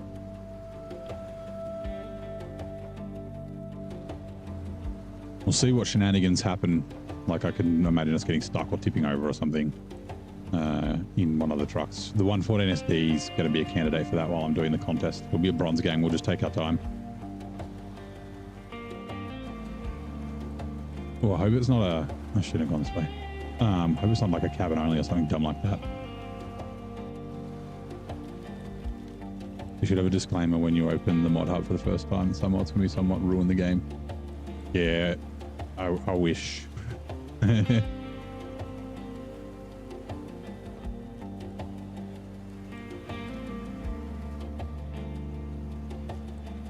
Like, yeah, I mean, yeah, like I said, it's not a competitive game. If you want to use mods, use mods. I get it. Like it, and like I said, they can be fun. And I'm using modded trailers and that sort of stuff, so no shade on mods. But yeah, just for me, the modded trucks, yeah. And they just make you so bad at the game. Like, so, actually I can do this. So Zing was saying he was watching someone the other day, and they use and they were with someone who we know. They love the 10x10 C500. It's like the C5000, I think is the name of it. And there was 3 of them on the map here in Cola. And they needed to get from the logging station here. Is the 3 medium logs. So you need to get 3 medium logs from the logging station and take them over to the town. It's like the end of this road. And the best way to do it, like you can see like places I haven't driven, like there's this, I've never driven near here. I haven't driven all the way up. I haven't driven up through here. I never driven along here. Like there's a whole heap of the map, because obviously this is the second time I've been here. So I kind of have learned where to go and not to go. But the way that the best way to do it is to jump back through like past the supply zone through this factory, and then just use the ice highway. The ice highway takes like no time at all, even if you don't have chains. Just cruise along the ice highway. You come in the back of the garage, boom, drop it off. It's like seriously the easiest logging mission in the entire game, right? The more difficult way, which is not the obvious way, right? Like one of the first things you do is a task that you drive from the garage, and it takes you along the ice highway to here, right? And as the game is teaching you, use it. But yeah, what they did is all 3 of them came out of here. They were marking it on the map. Then right here, came through this, over this crazy, stupid thing, around here, around this corner, through this super mud. They didn't even go around this super mud here. It's easy just to drive around, but they just drove straight through it. Through this, super snow, not super mud. Around here, through, this bit's not too bad, here. Came across the ice, up this bit's fucking shit house the whole way along, especially this like last bit. So basically from here to this intersection to there is like some of the worst snow in the map.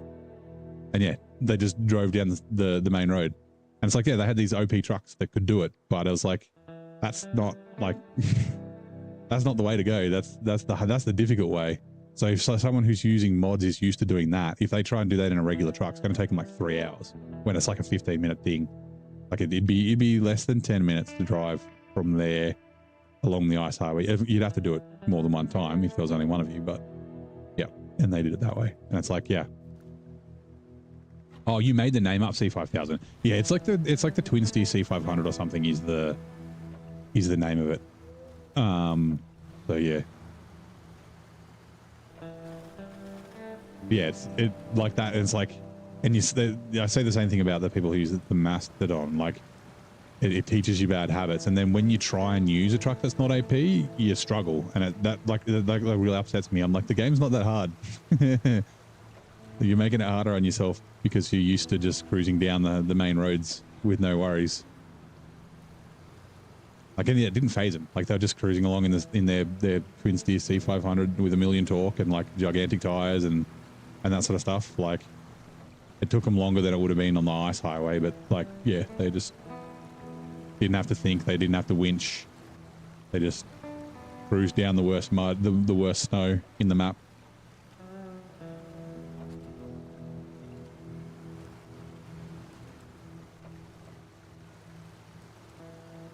Hello, Elijah. Hello there. We haven't seen Obi-Wan in a couple of days.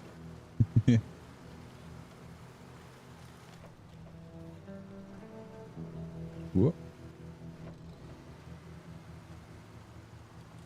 I think I unsubscribed from it the other day. I was using that Twin Steer C500. So that's like that one and the 7-1M or whatever the hell it is, the massive Twin Steer with the 91-inch tires. Like, they're the two trucks that I think of when I think of fun for 5 minutes. Like, they're fun for 5 minutes and then I get bored. Like, yeah, I could just play ATS.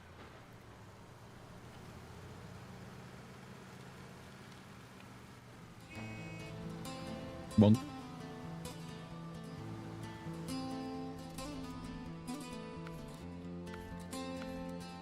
Probably some things in your mind that says stick to the road. Well, the thing is, like, that's the thing that you do when you're in Michigan, right? And then the difference between someone who like immediately thinks the game's too hard and quits and someone who doesn't is the person who goes, the road's kind of hard. Maybe if I don't drive through the mud and I drive on the dirt on the side of the road, might be better. And oh, that mud pit that I keep getting stuck in, maybe I should see if there's a different, like the people that figure that out are the ones that like don't need the mod, don't need like crazy powerful mod trucks, and the ones who will I wouldn't say be better at the game or do better at the game, but like, yeah, don't need the mods to survive, and which means that they can have a variety of cool trucks and that sort of thing. Like, yeah. Like I always say it, like Michigan, I think is one of the best in like almost in any game, right? It's one of the best like intros to a game. It teaches you so much, and then like add that in with Alaska and Tammy, like all the starter regions here in SnowRunner, just they teach you everything you need to know. Doing that weird thing again. You just have to like figure it out. Not figure it out, but like actually pay attention. Like it's almost like Michigan and Alaska, and then Tammy is like where you put everything that you've learned to use.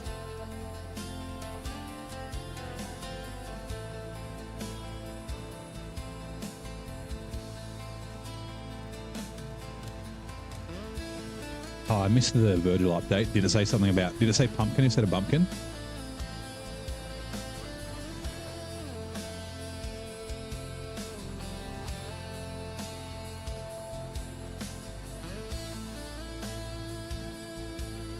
But yeah. Whoops. I should have repaired my bloody truck while I was there. Fine.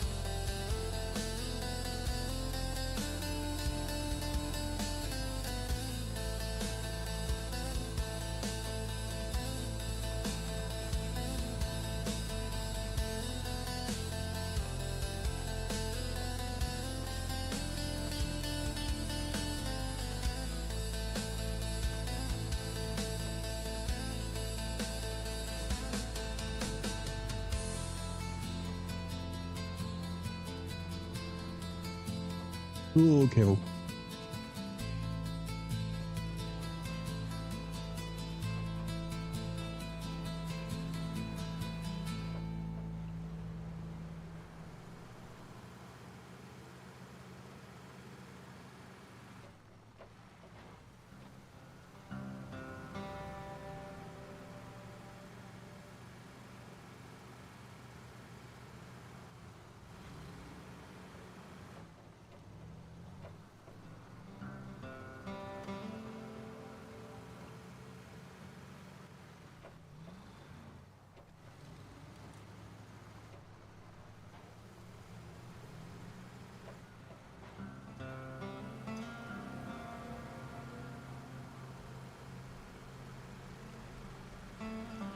Oh God. it just crazy darted to the left.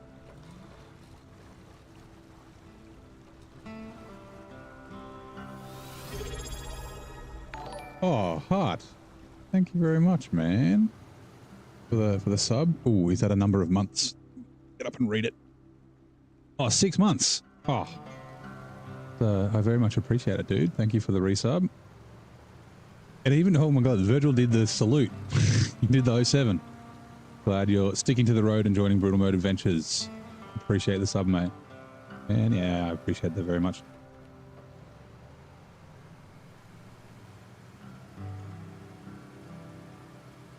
I'm really glad you enjoyed the stream. Good morning, Nan. How's it going, mate? Welcome in.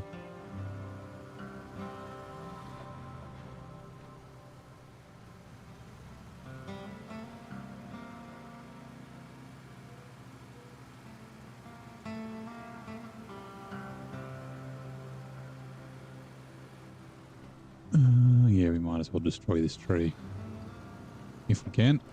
Go away, tree. Thank you.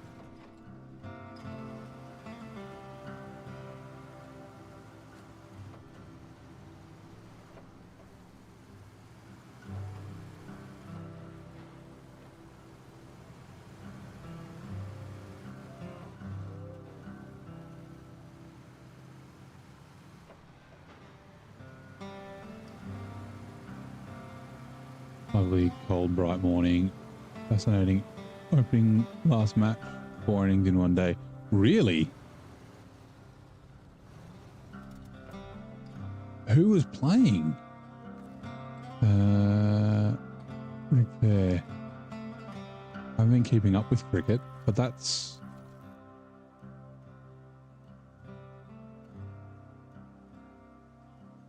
England and Australia. So... Wait, hold on. So both teams got each other all out twice? Like, did the test match didn't last 1 day? Like, they're still playing, right? Or no, 4 innings in 1 day. That's, if that's the case, that's fucking bananas. I know where I'm going. I will just mark this one because I may drive past it. I've done it before. We can cut back through here, but that's fine.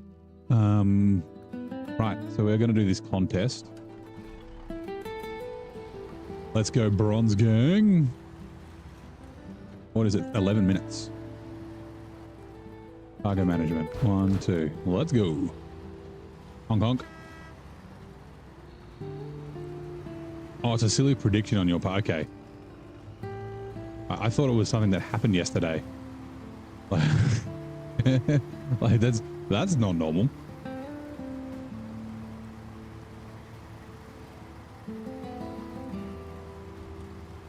It's the Ashes, right? It's that time of year.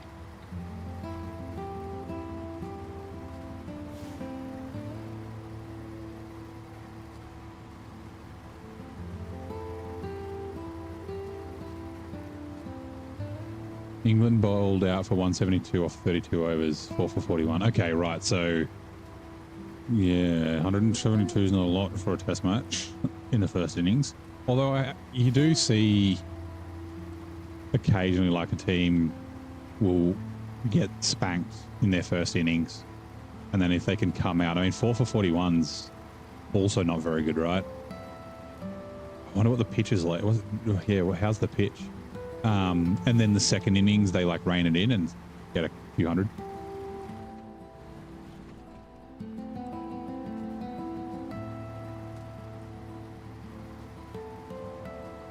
Like, is it a little rough so it's turning a lot?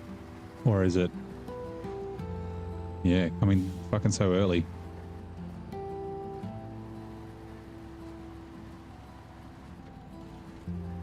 Might be a 2-day test.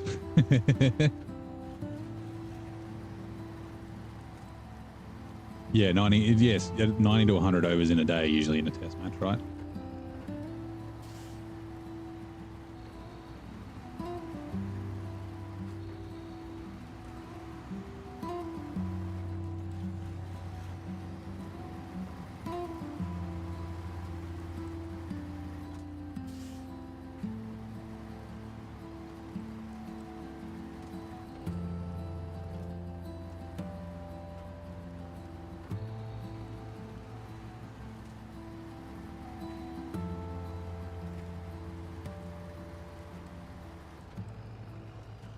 Favouring the bowlers, that's for sure, yeah.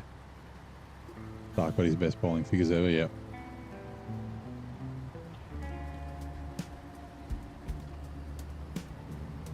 It is kind of crazy in cricket how, like, the pitch, and because the pitch changes, right? It can not determine the outcome, but like can affect the match so much. Like baseball, you don't have that because it doesn't, the ball doesn't bounce on the ground, right? Tennis, or I guess like if you're playing on clay or grass and that sort of thing, like if you're at Wimbledon or was it Roland Garros in France on the clay, like I guess that kind of can make the game different, but it's the same for each player because they change ends, right? But yeah, the fact that like a pitch over a 5-day test match can turn. And it's like, yeah, the pitch is just really good for bowlers and the batters are going to struggle, or really good for batters. And yeah, kind of crazy. Yeah, that's what everyone wants, right? Maybe, I think the players probably want that as well, like a competitive series because it's entertaining. Like while it's cool to say, yeah, both teams got the other team out and the test match went for 2 days instead of 5. At the same time, it's like it's like cool, but also it's a little boring. There's one.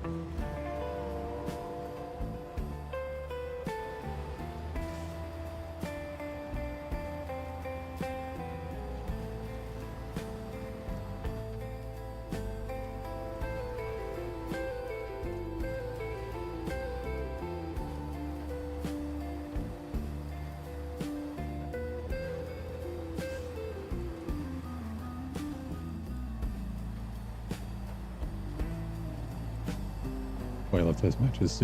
5 days means so many factors come into play. It's unique. Yeah, that's right. I mean, you've got the pitch, you've got the weather in general, right? So whether it's the heat, the cold, you might have rain that causes delays and that sort of thing. And then yeah, obviously I don't think it's so much of a thing now just because sport medicine's so good, but like player fatigue and things like that, like, yeah. Whoops. You have to restart your brutal mode save, game crashed while loading into save and corrupted and tried. Oh man, that sucks. Hopefully it doesn't do it again. To listen to the test match special on the radio. Yeah, listening to the cricket on the radio is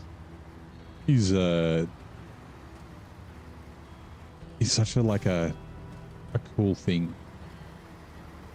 Like I guess sometimes like my old man will listen, my dad will listen to like rugby league on the radio if he's in the car and things like that. But like I don't know, cricket on the radio has always been like, yeah, such a, like people will listen to it on the radio instead of watching it on TV. Like if they're at home, they'll just have the radio playing while they're doing stuff around the house. You were so close to finishing Michigan. So this was the one where did you modify the files for brutal mode? To turn your hard mode into brutal mode? Or was that someone else?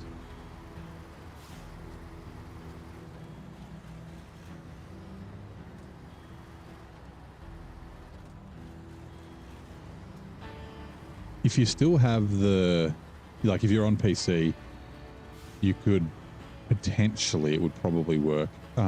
If you still had the common save file, you could create a new save, exit the game, override it, as long as you're using the same slot, the same save slot. And then that might fix it, but yeah.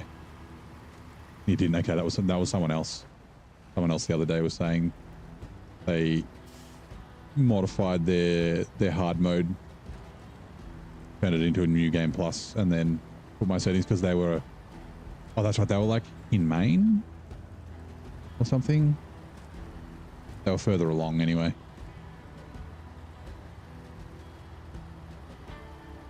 Didn't want to have to redo Michigan, Alaska, Tamir so quickly.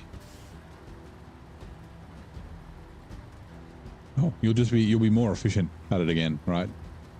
You'll be like, oh, these are things that I shouldn't do.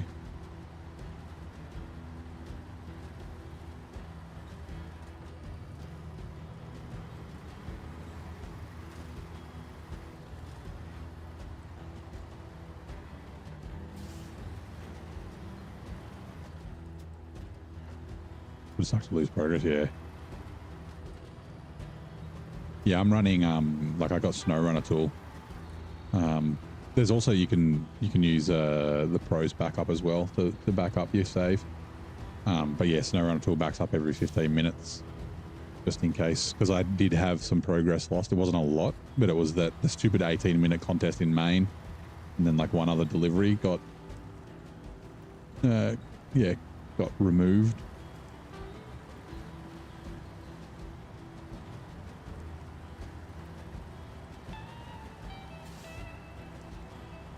And now I'm like, yep, backups are good, because also I've had to recover from backup once or twice, kind of recently with the like when the mod gets updated, and it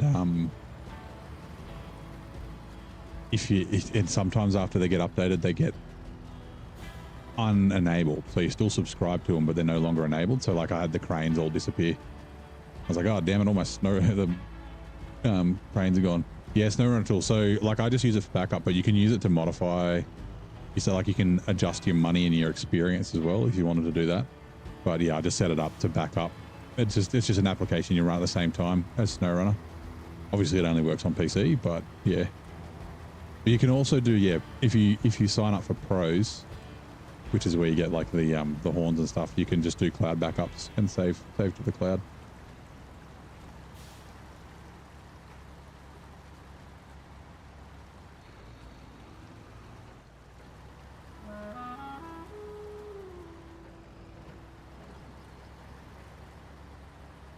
Use it for backup. Yeah, it's handy as.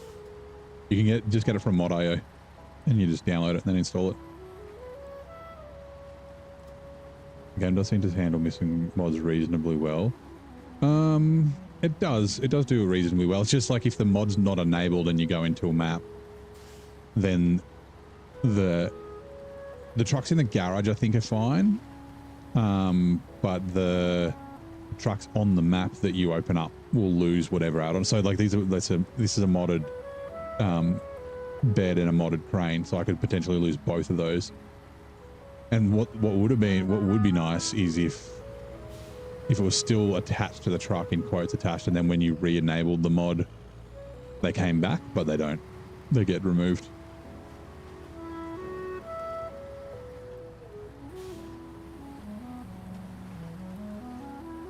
And because you're still subscribed to it, doesn't do the mods are missing message, which is a bit of a shame.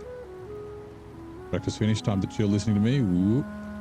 Nice way to start a Friday morning. How long you got to chill before you have to do start training? Is it like an afternoon thing or kind of soon?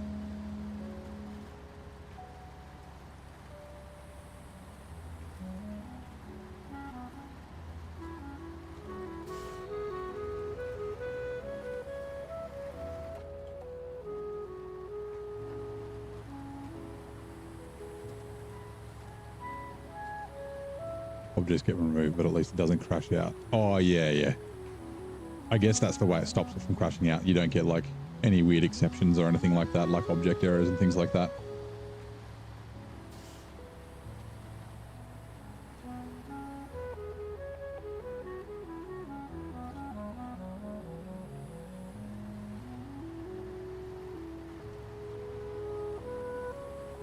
Start at 1:30. Yeah, okay.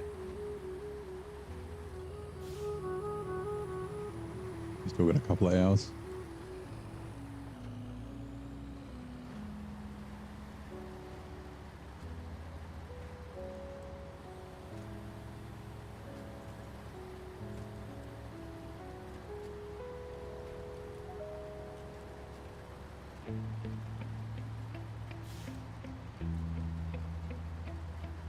The light touch with mods, which is great. Yeah.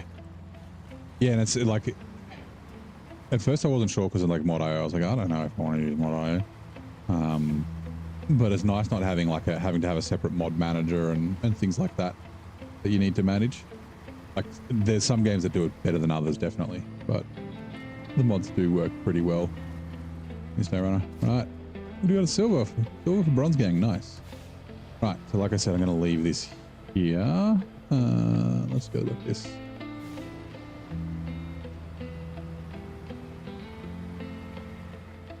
Mods are pretty standalone. They're not affecting the core functionality of the game. Yeah.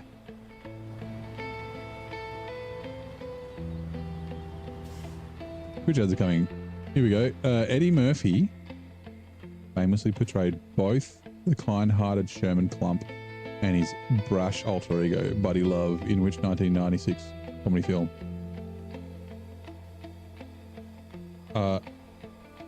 Oh God, it's I've blanked. For some reason I keep thinking Dr. Dolittle, but it's not that. The hell's the name of that fucking movie? I can think of it. Because they did a sequel and shit. Buddy Love. Nah, Coming to America's earlier than that. With Arsenio Hall. It's the one he's wearing like the fat suit. And he's like the nerd, and he like makes the potion that makes him Buddy Love. Oh my God. Like, and then they did like a spin-off with where it was like the Clumps and they had the family, like the mom and the fucking son and or the brother and that.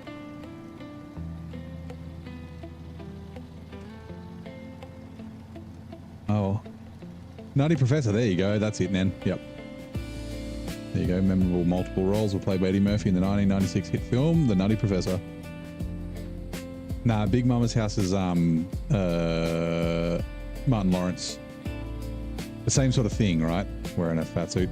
So like in Coming to America, Eddie Murphy played like, oh, actually both of them, Eddie Murphy and Arsenio Hall, played like all the guys in the barbershop. The guys that were talking about Cassius Clay. Cassius Clay whooped Muhammad Ali's ass. Cassius Clay.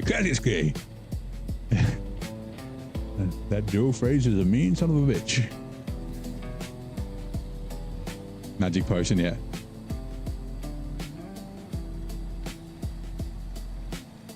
Yeah, that's right, he was a professor.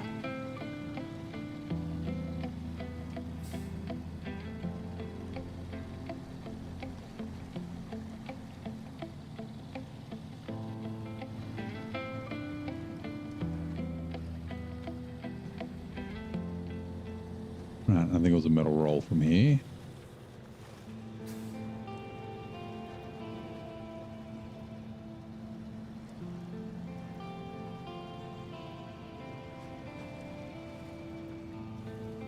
I need to find a good high saddle 6 slot. I've got one that I'll probably use, but there's one thing about it that I don't like. It's got like a headboard. The headboard's really high. It's like they just scaled up the trailer from a 5 slot, from a low slot to a high saddle. Loading platform, yes. Cabin, metal roll. I'm thinking that for because I think I'll use the Averhorn for a bunch of cargo, particularly at the start of BC. I think I might rush the gateway and rush the Mac. Yep, Nutty Professor. Black cargo. Stalk green. Also, is it Red Till Dead? Welcome in. If you're someone who's normally in the stream and has a different name, I apologize. YouTube's rolled out the @ symbols for me, or the @ names for me.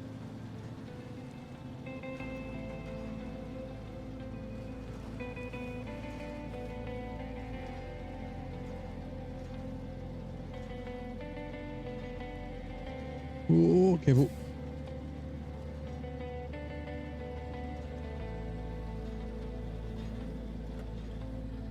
Rightio. These things are so bloody noisy, they clunk about. Like the bricks are really noisy as well.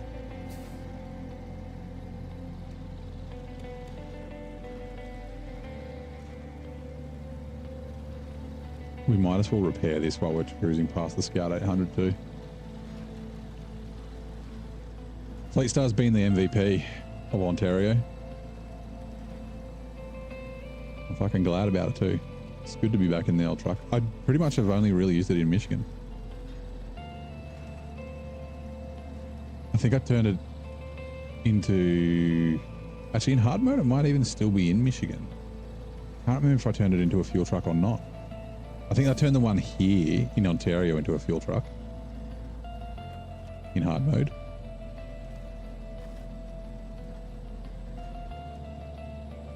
Oh no, I pulled it out again in Scandinavia. I used it in Scandinavia as this. I used the Fleet Star, the White Western Star, the Trans Star, all the stars, and the W990, and then the Croc for high saddle, and the Action for for long logs. That was a lot of fun.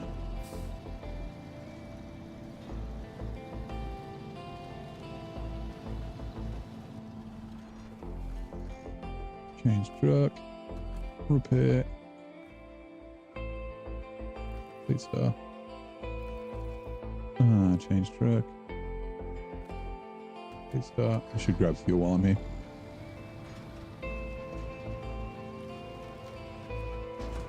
Damn it. We should default it to fuel.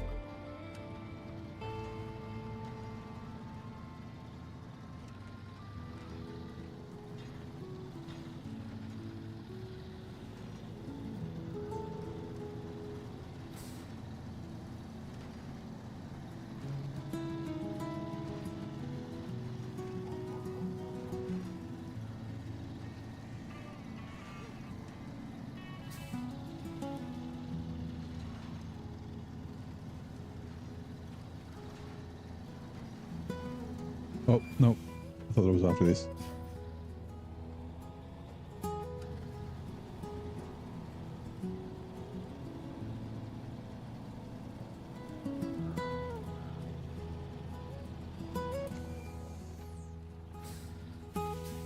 Come on. Drive, stupid.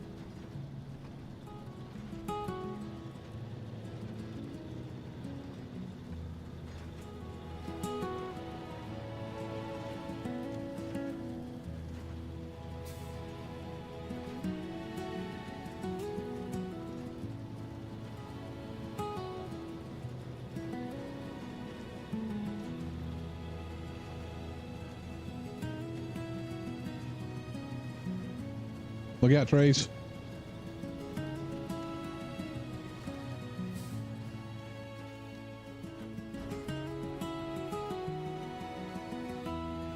Small pipe.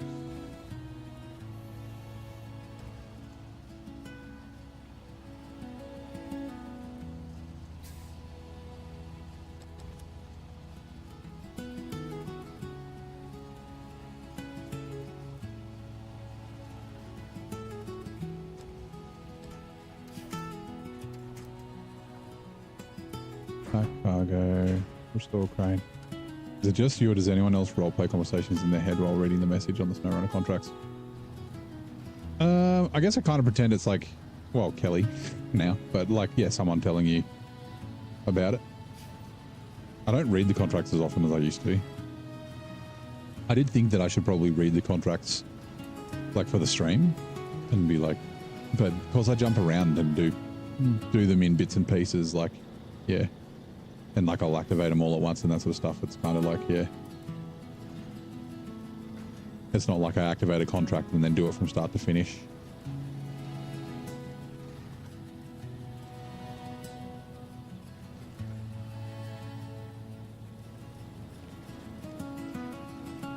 That'd be an interesting way to play.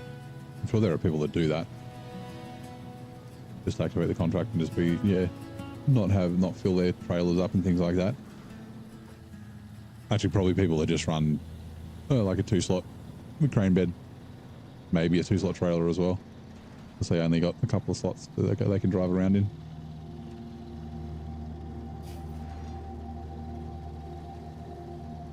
Like it's a waste. It's almost like a waste to cruise about with a 6-slot that's empty. Like I'm going to go pick up 3 bits of cargo now. Hey Billy Goat, how's it going, mate? Welcome in. Happy Friday.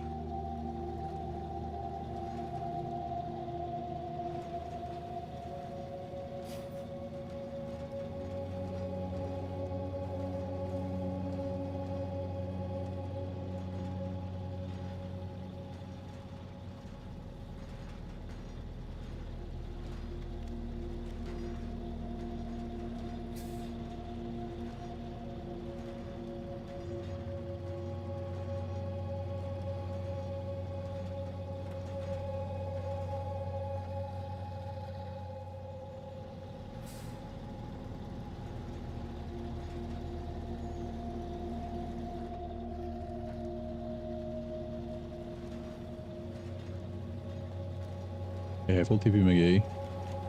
You be okay. 35 minutes into your Friday. Well, how's the 35 minutes been so far? I guess how was your Thursday then? I can tell you from the future, Friday's a pretty good day. At least it was for me.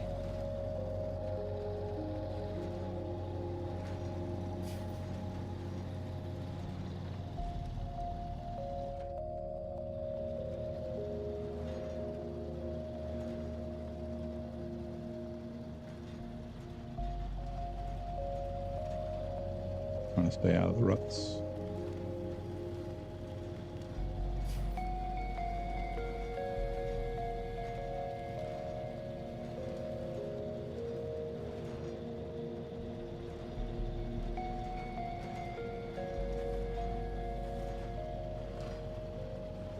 Friday is a relaxing day for you at least. Well, that's always a good way to spend a Friday, relaxing. An easy way to wind down at the end of the week.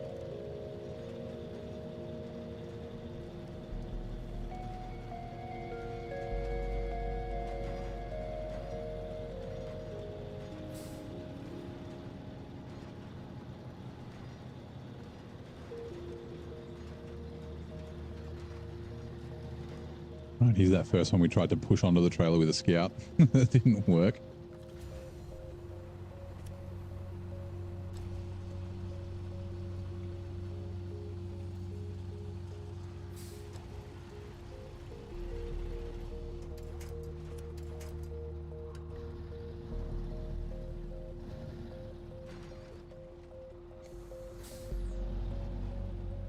I think that tree is unbreakable, so let's we should be able to just like winch it around.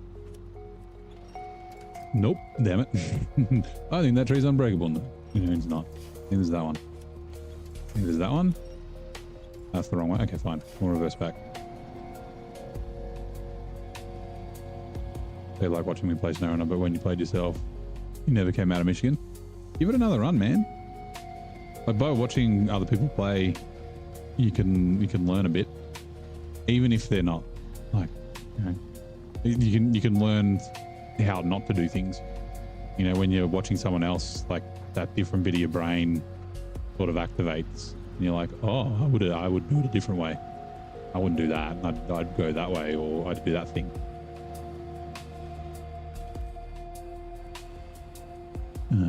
Unpack, pack. Great.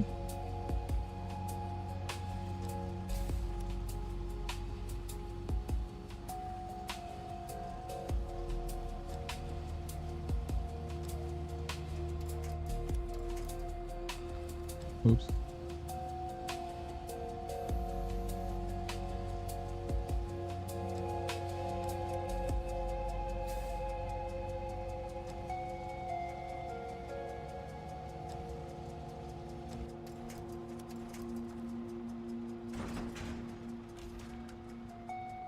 would have thought the gold would be heavier. Maybe it isn't. I don't know. Actually, I don't know if it's gold or silver. These packages are definitely gold in British Columbia. Like a whole train that crashed.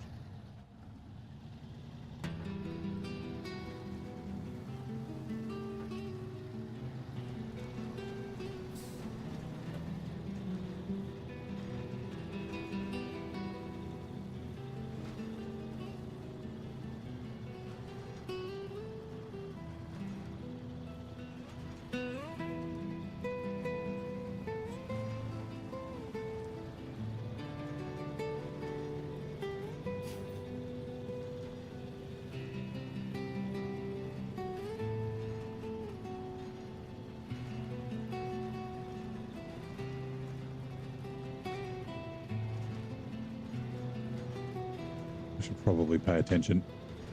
It's a little tippy here. I was just glancing at my phone.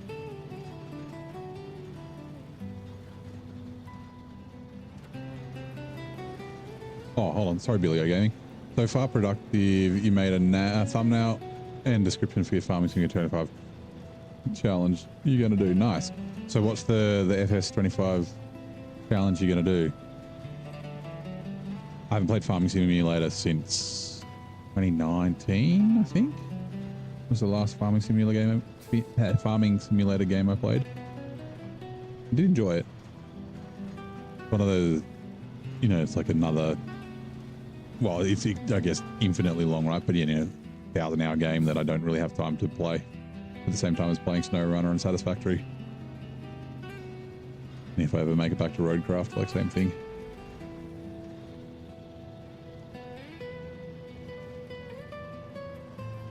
Thinking of starting with the C500 to blast through Michigan, though. In your brutal mode? Or are you just going to go back to... Wait.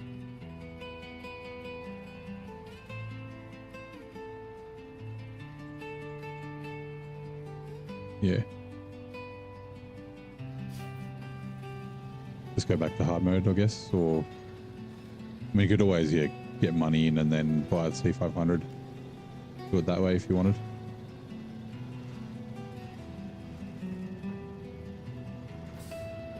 Yeah, I get the... You've almost finished Michigan and then having to start it again is a bit shit. But having the C500 in brutal mode will make the game pretty easy. But you could always, like, sell it after. Like if you modified the file to do money to get the C500, you could just, yeah, use it to get through Michigan and then yeah, sell it and remove the money that you spent to buy it.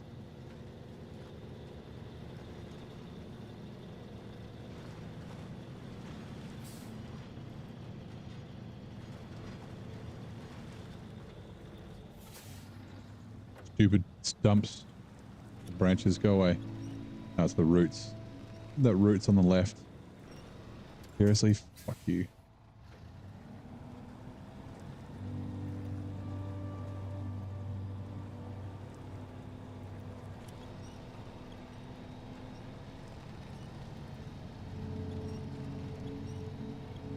Like, I get slowing you down, but like they're completely pulling you up.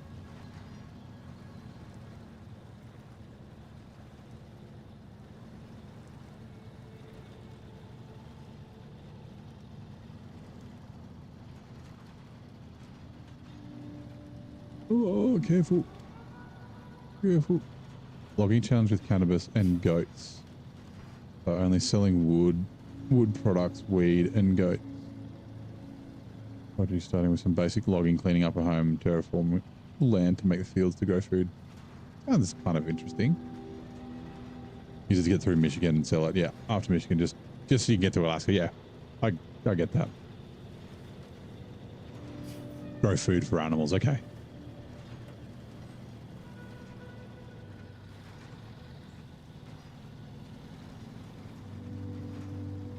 I guess that's one of the cool things about Farming Sim. You can kind of use it like a bunch of different ways to make money in the game and to play the game. Like SnowRunner, the flexibility is being able to do different trucks and different routes and things like that. And like different order of contracts and that sort of thing. But like, yeah, FS is a little bit more sandboxy, I guess you'd call it.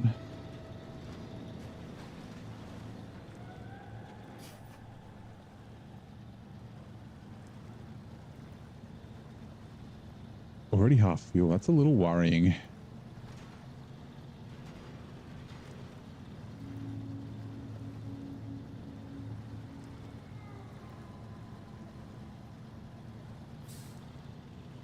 We might actually need to bring something down all the way.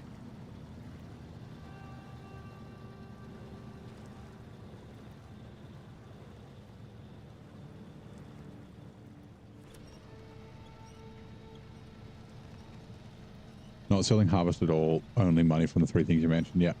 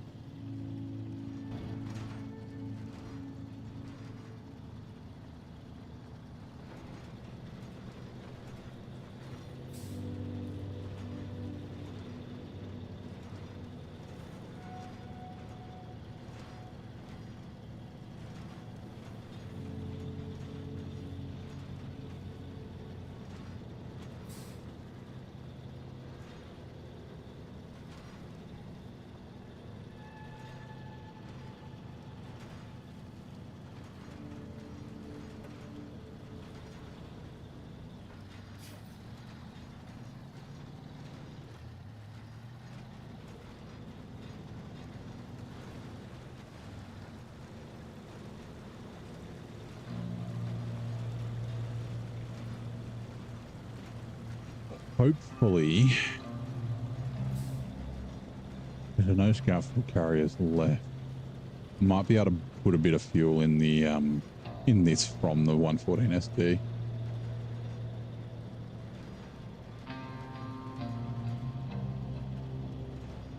Do I get a little tired of driving a restricted set of trucks in brutal mode? No, like I've still been able to keep it fairly varied. Like I've been buying new trucks every region. And I kind of like that, like this is an easy region, right? So I don't need a C500 as an example, right, to cruise about in. So like it's a nice little challenge being back in the Fleet Star. I do think I've used I don't really want to use the White Western Star again, but we're going to have to use it in British Columbia. I'll probably use it sparingly, maybe for some logging, and maybe it'll be a fuel truck or something. But yeah, like I guess that's one of the things, which is why, like I was saying, I mean, Adam's been trying it, making the game more difficult. So like, you know, say 6 times multiplier on everything, I don't think it's possible. But like, if I made the game more difficult and played it again, I'd probably just be stuck with just the trucks that you get on each map. Like I'd probably never really be able to afford to buy trucks because I'd be spending all my money on fuel and transferring trucks between regions. And I think after 16 seasons that'd get pretty boring. So I may have lucked out with my settings. Still yet to see. There's still there's still a chance the series could fail, but I think it's fairly unlikely. Like there's a chance we might have to sell trucks at some stage, like ones that aren't duplicates. But I think most maps you should at least come out like neutral with the fuel cost and the transfer truck cost and the amount that you earn. Tennessee was the one where we lost $200,000. I think everywhere else you earn enough. Actually, Almaty, I don't know how much you earn in Almaty. That could potentially be one.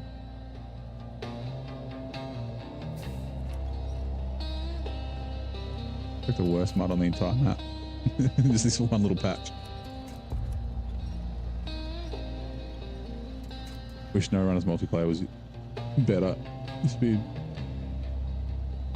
a huge pain trying to get a crew together. So if, in finding people or actually just getting it to work, because there are bugs in multiplayer still, which are a bit of a pain. And then yeah, connecting can sometimes be difficult. Please don't drive off there. Thank you.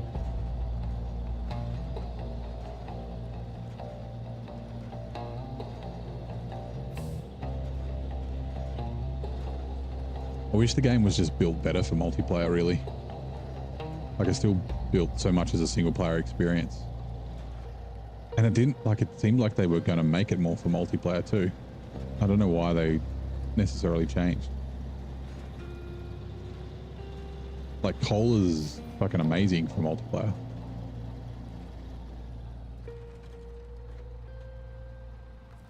Oh, I'm a fucking dumbass. I was like, oh yeah, I'll use the fucking fleet star to put the gold in the back of the Freightliner. The Freightliner's got a fucking crane, you dummy.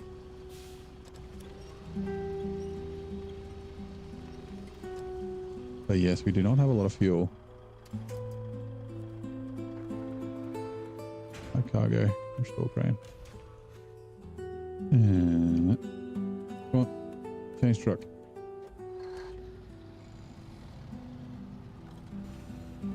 Oh.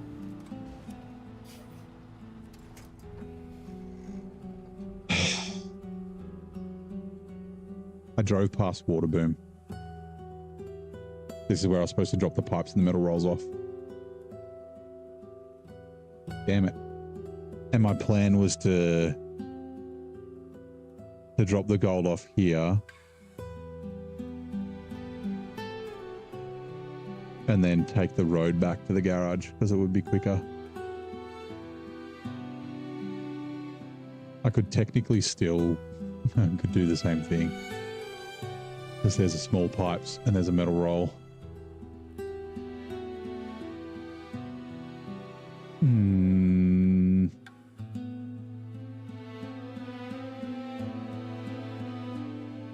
No, I'll just come back down through the burnt forest. Damn it. Damn it, damn it, damn it. Well, that was the shenanigans I was talking about. Unpack cargo. We'll just come back here to pick these up. Oh man, I'm so fucking dumb.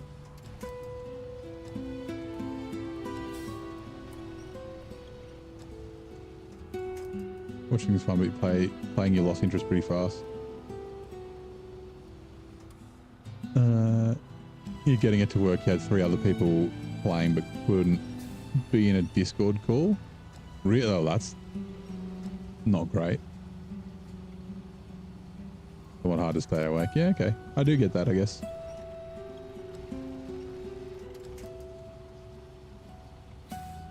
But we didn't like the burnt forest. We don't like the burnt forest. This burnt forest is better than the other burnt forest. And it, like, staying on the roads is not too bad. It's just when it forces you to drive through the minefield, we don't like it.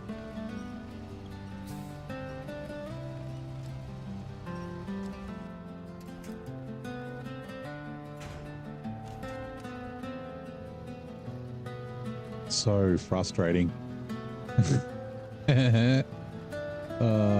Just delays me getting to BC.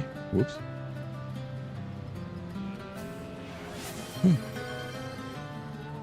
Gatorade.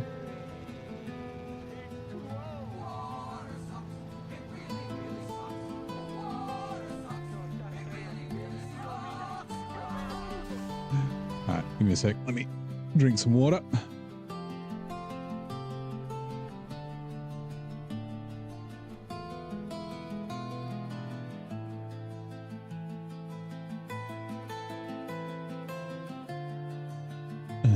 Right, refuel.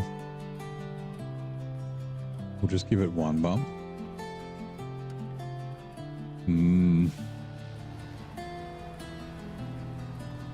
Yeah, we're going to have to bring the pay star.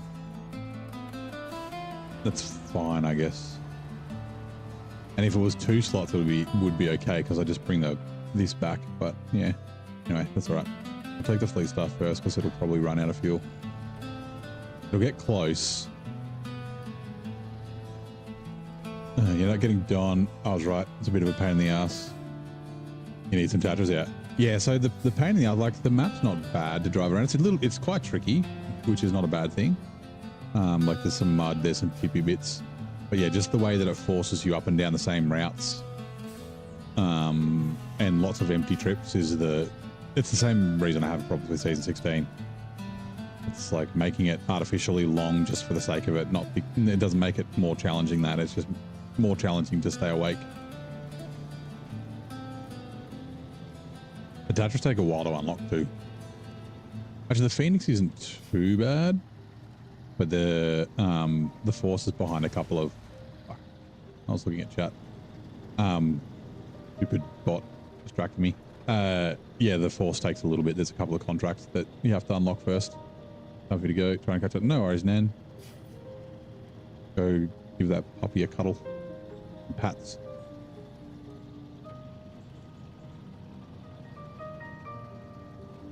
Don't tip here, by the way. I have tipped here twice. I think I did it once in brutal mode and then once in regular mode. Or no, sorry, regular hard mode.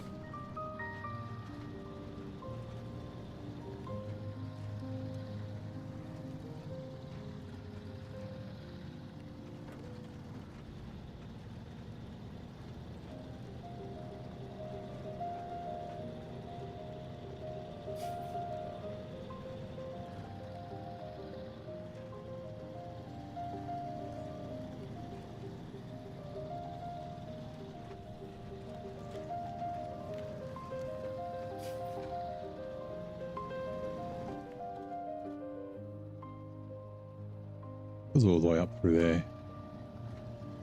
Don't think it's any better of a path though, than just following the road. The road's pretty easy.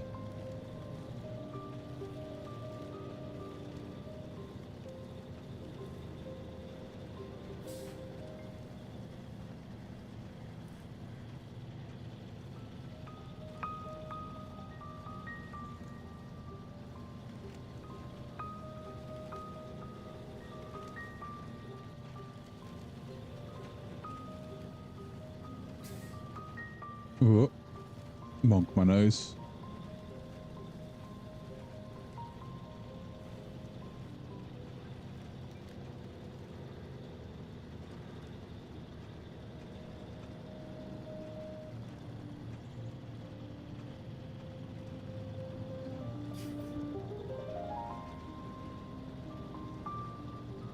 It's a bit long and repetitive, almost. The first one, 5 or 6 missions before the actual Tatra is available in Titan Awakening, yeah.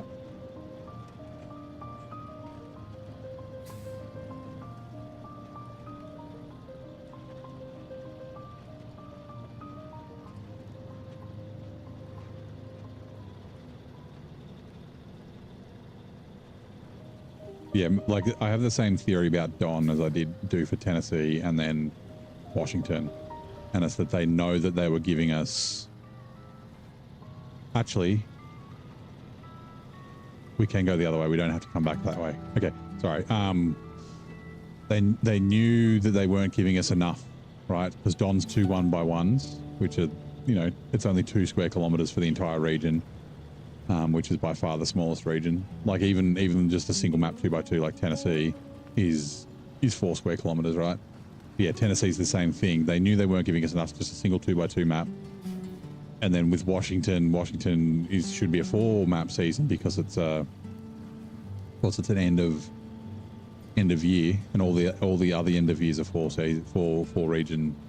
map regions. They're like, oh, we got to give them more content, but we don't want to actually develop more content. So let's just make more contracts and make it more tedious and more of a pain in the ass to get around. Drive up and back to the same warehouses all the time. Use the same routes. Like, that's what my theory about it. Whether it's a conscious thing or not, I don't know. But that just seems to be the way that it happens, and that's why like Don, Tennessee, and Washington are my bottom 3.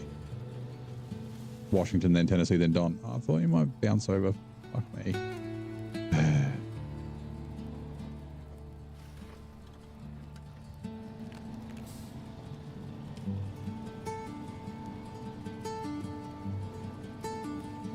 Oh, damn it. I was about to say, I bet I'll get stuck on it now. I wonder if I can get over at this side. As if the trailer can't fucking make it over that.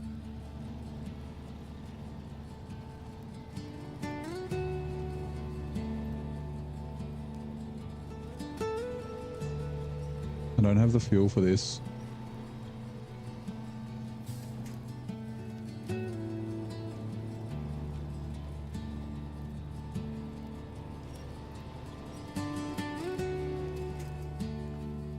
Doesn't matter what I do, no matter how much I was turning left and right, I tried to take a different approach. If I can still get stuck in the same spot. Fuck me. Like that one despawns. Why doesn't this one fucking despawn?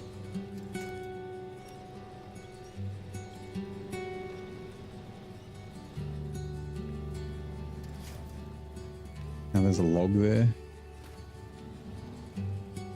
The trailer just catches and it's like, now I'm stuck on this thing forever. Come on, make it over, make it over, make it up.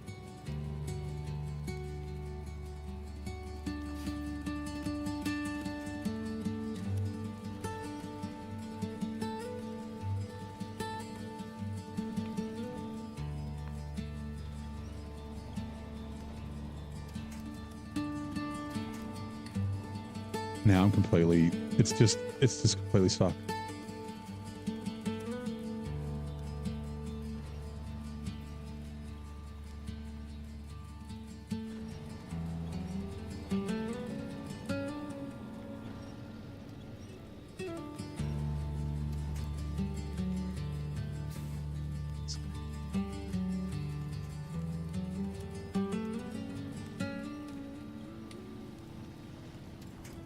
Please don't get caught on these other ones.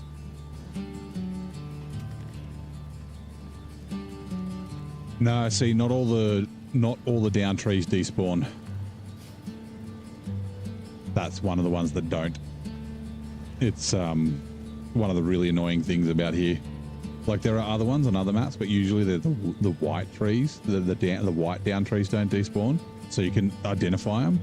But that was a black tree and a bunch of black trees, and some of the other black trees despawned, but that one wouldn't.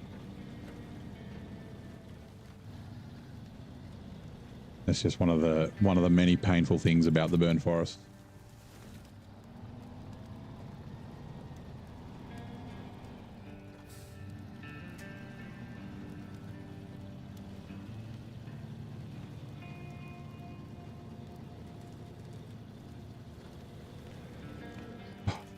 Come on, turn.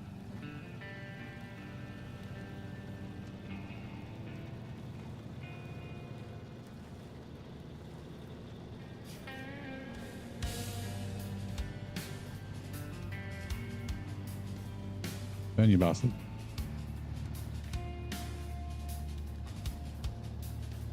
Off to have a great rest. No, off to bed, have a great rest of your team. No worries. Thank you for dropping by, man. Good luck with the farm sim challenge. Hopefully it's good fun. Sounds fun. I like this.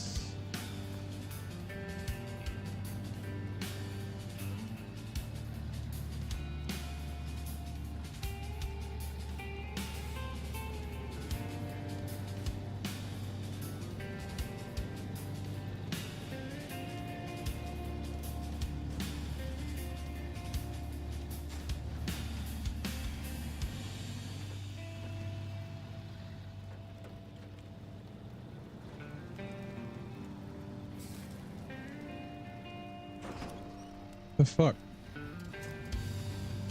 Hippie McGee strikes again. Damn it, we might have made it too. Oh no, we probably wouldn't have.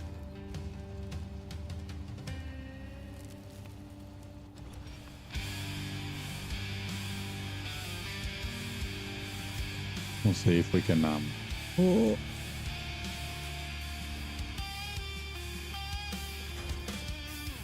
See if we can load these up before we run out of fuel, and then we'll bring the 114 SD down.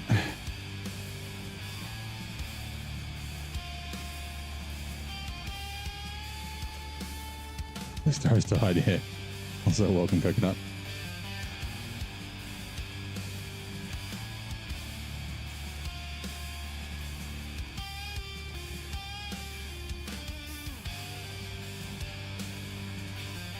I'm gonna take a shower and go for training. Have a nice training. Thank you very much for coming to hang out again, Bart. Good luck with the training.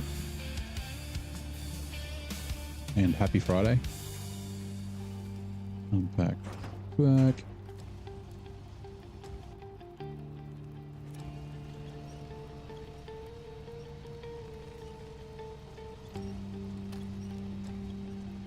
We're doing some chores while Mini-Me sleeps, but you can't bring yourself to do it. Right, have a break.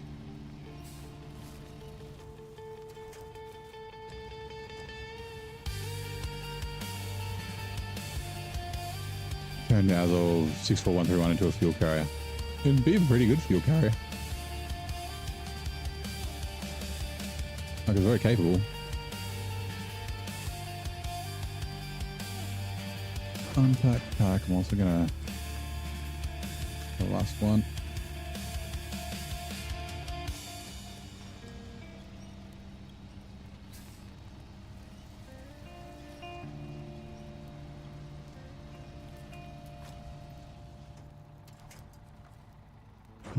Back. Restore crane. Is this going to start it right? I don't know. I should drive a little bit. Need to refuel. Yeah. The 114 SD is going to come bring us up. It's about to... She's about to die. Yeah, there we go. Right. We would have made it all the way to the destination if I hadn't have gotten stuck on that stupid tree. What is brutal mode? Yeah, hard mode with more limitations. Basically, so hard mode, and I'm using New Game Plus. So hard mode settings, but I've got 4 times multipliers on fuel, repairs, and transfer costs, and then 6 times multipliers on auto loading and recovery, and then I've got some house rules, so no overloading, which is I really like overloading, so that's been, I mean, I've enjoyed it, but yeah. Cargo over 4 slots needs to be lifted by a heavy crane, and trailers need to be like properly towed. You can't winch them around, so a scout trailer needs to be towed by a scout, things like that. And then trucks and trailers that need to be delivered via contract need to be delivered using an add-on or a trailer. So you can't just flat tow things around and that sort of stuff. It's been a lot of fun. We've only got $300,000. By now we should have way more money than that and like be able to buy more trucks. But like I've been broke a lot. It's been a good challenge. Like changed the way I've had to play. Like we got down to, what was it, $593 in Glades. Crazy. It's been a lot of fun. It's really been really good. And there's still a risk that we could fail. I don't think so. Like I was saying not too long ago, like I think the rest of the regions, I shouldn't come out with negative money. Like Tennessee, I lost $200,000. And I didn't buy any trucks there either. I only transferred trucks. It cost me $14K to transfer a truck. But like, just because I had to pay for all the fuel, and you don't earn a lot of money there, and there's a bunch of driving, so.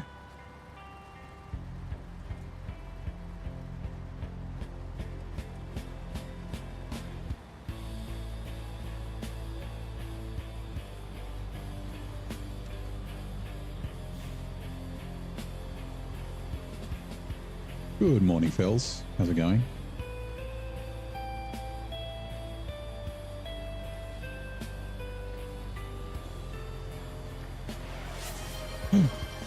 Everybody stretch.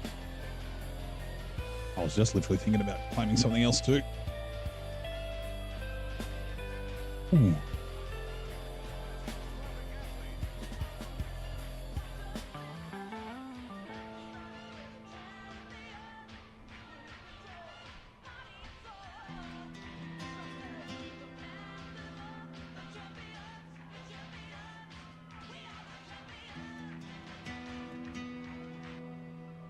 And, ooh, okay. T-dome as well. Don't have to twist my arm.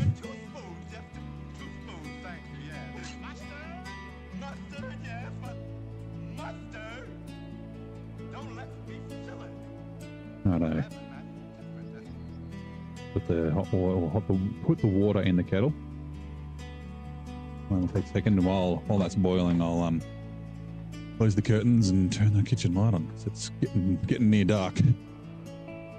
The only truck you bought the 64131, but you're fairly casual. It is a very good truck. It's it can be a bit of a crutch if you buy it early on, but there's nothing necessarily wrong with that. Yeah. Mine got turned into a fuel truck. I didn't use it that much in hard mode actually. Didn't really need to, I guess. I've used it a bit in brutal mode though.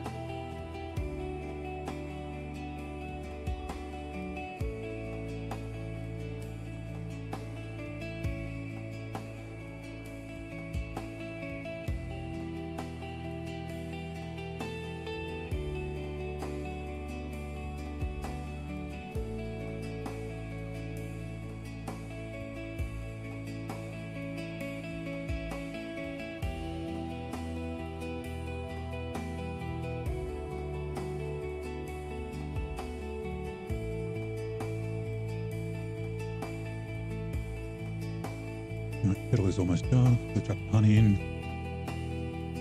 Got a tea bag.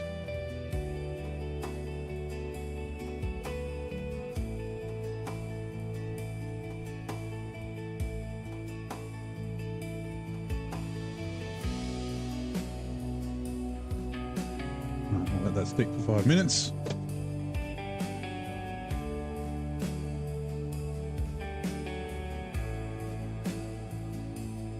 Like tea? I fucking love tea.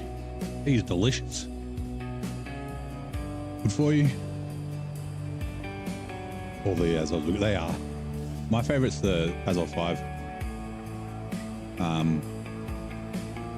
It's just a shame it's got a small tank. But yeah, great. Got it really late, lifted it last week. I'll get to move stuff with the vehicle, so yeah, I broke down and bought it.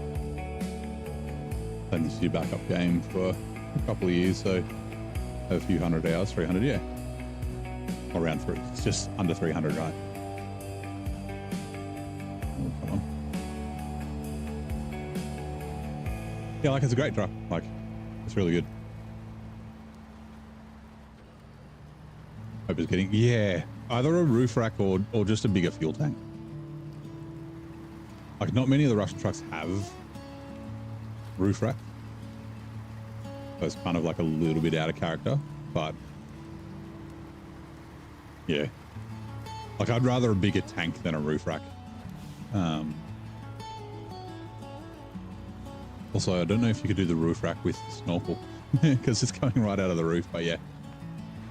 The Zig 605 would be the best. Yeah, the Zig 605's a beast. It's the king. Just got the Azov 5. It's cool, nice. Well, you should enjoy it hypersonic. It's just, yeah, you got to kind of support it with fuel because it's not like it's crazy thirsty. It's about as thirsty, like it's thirsty for an Azov, but it's about the same kind of thirsty as like the Tigers or the Grads. You don't like the look of wooden crates on rooftops? You don't like wooden hats? Or are you talking about the wooden crates in the roof rack? Hello, Delay. How's it going? Welcome in. Yeah, I really love the Azov 5. Like I said, it's my favorite of the Azovs.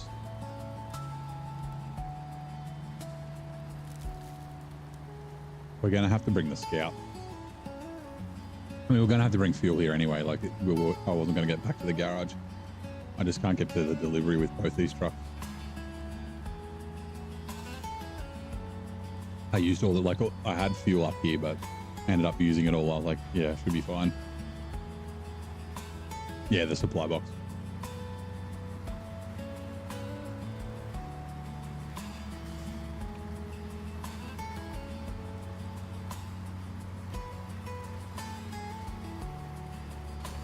Oops.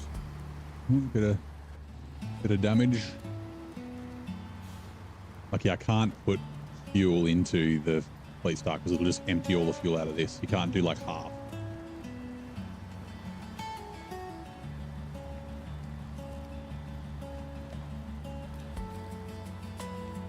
So, Delay, are you a SnowRunner player? I figure most people that jump in the stream are, but we do occasionally have someone who's like, what's this game? Looks interesting.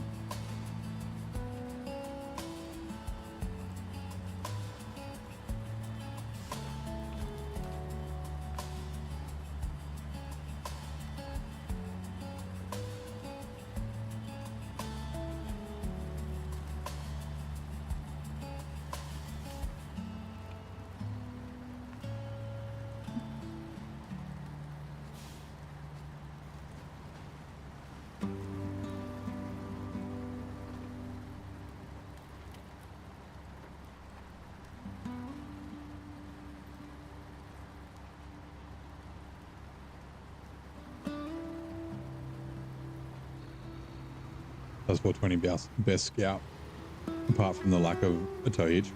Well, if it had a tow hitch, though, it would be like crazy overpowered. Like it's already crazy overpowered. It would be even more so around the corner.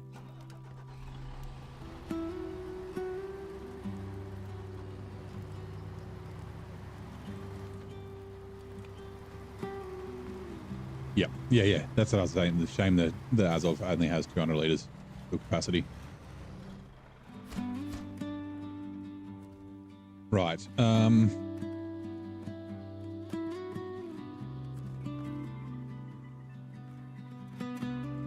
What is it? 260 liters. That should be plenty for what I need to do.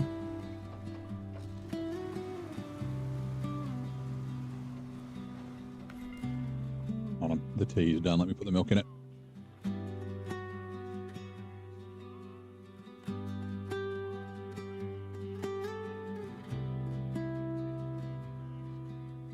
Bag out.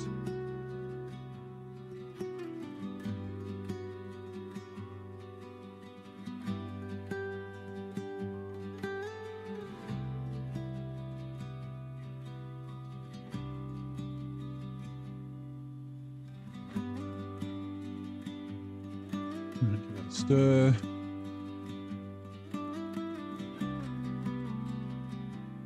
Coming back.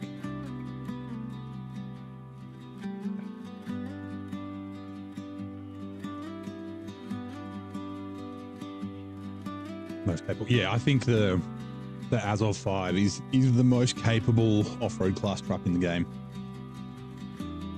The Vega 6455B is close, but yeah, I think it's the most capable off-road truck in the game. And yeah, I mean, I say this a lot, right? The fact that it has a 200-liter tank kind of shows that when the game first came out, the developers were really cognizant of balance, right? Give you a really capable truck, but it doesn't have a gigantic fuel tank. You know, the Azov 6 is a very capable truck. It does a lot of things, but it's very slow, and it does a crane and bed, but it doesn't do crane bed trailer.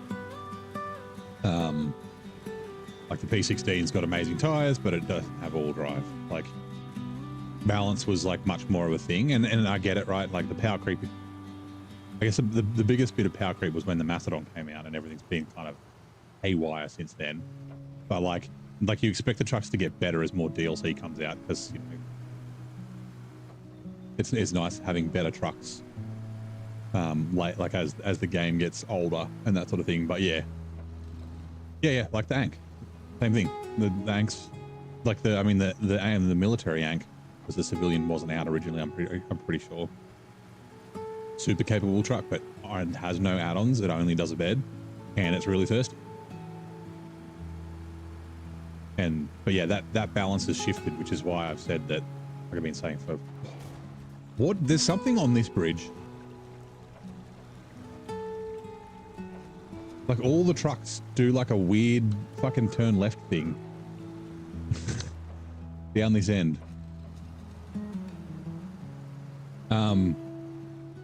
What was I saying? The Ankh, really capable. Yeah, Mario Kart, but like that's what it feels like. It's like whoop. It's like the front left just gets like bogged down. Completely ruined my train of thought. Oh yeah. So like I think that some of the base game trucks need a rebalance, right? Not to necessarily make them OP or make them as not make them as necessarily as good as the newer DLC trucks, but just to like, just because that the balance has shifted, like what is balanced has shifted, because you know all the new trucks have fucking roof racks, so they've got massive tanks, they're really efficient, they've got ghost frames, and they've got like they do a bunch of add-ons and that sort of thing. So yeah, and they like, you know, the developers have started to do that with the Chevy CK 1500, the Scout, the Cats. Like, as long as they don't go overboard, because I said this before, we don't need 120 mastodons. Because then the game's fucking boring. Like, I think balanced updates. So yeah, like I don't know, like a 300 liter tank for the Azov. It's not quite as much as the Taiga because it uses about the same amount of fuel as the Taiga. So there's still the differentiator between the Taiga and the Azov. Like, you know, a little bit of a power bump for the P12 would be nice. Like, what else? There's a couple of different things that I've thought of. Like maybe, like I probably wouldn't change the Taiga, the 6436. I mean, I might not even change the White Western Star. The only thing I could think of for the White Western Star might be OHDs, but then it will kind of just be probably as good as the 5070, the Paystar, and the balance of the 5070. That like the Paystar is because it's the balance on that is that it's thirsty. Yeah, if it's as good as the Paystar, then why would you use the Paystar? You just use the White Western Star all the time. So I think the next DLC Saber will buff some of the base vehicles. I hope they do, like they did with the last one. It's, like I said, as long as they don't go overboard. Like as much as I love them, I do think that the Scout, like the drivability and the balance is good, but the amount of repairs and fuel on both the Scout and the Chevy is a little bit, I don't know, maybe a little bit too much. And also, like, I think level locking the stuff a little bit later, I've said that twice today, would have been a little bit better, but yeah. Like, yeah, we were talking about the P512PF. Bigger fuel tank for that. 200 litres. It's too thirsty for 200 litres. It's such a good truck to drive around too. It's just, yeah. Give it 330 or something. It can stay being thirsty. Just give it a bigger fuel tank.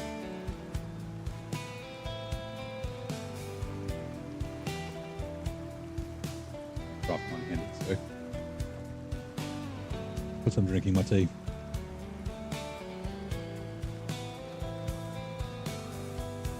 They were, yeah, we did know that they were coming. Like, we didn't know for the Scouts, but they said they were doing Cat and Pacific updates. I'm hoping that the Pacific updates aren't done. Hopefully just that stupid log carrier is not the only Pacific update they had. Well, I say stupid log, like it's not stupid, but like it's no different to the regular fucking log carrier. It just looks different.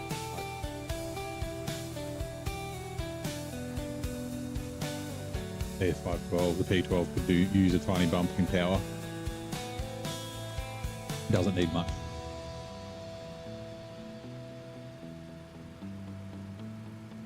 Because these got a little bump in power.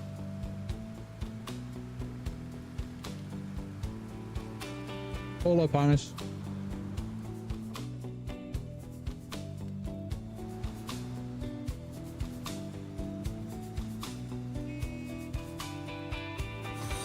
Thomas Gus, how are you? Oh, thank you for the follow, Coconut. Call you Coconut or Duck?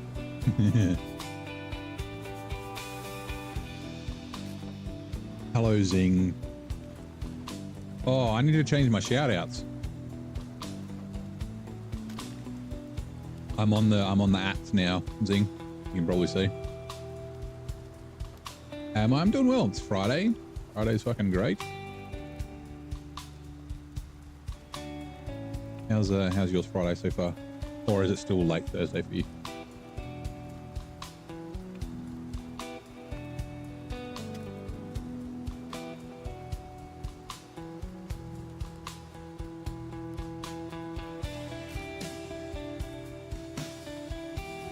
Yeah, noticed.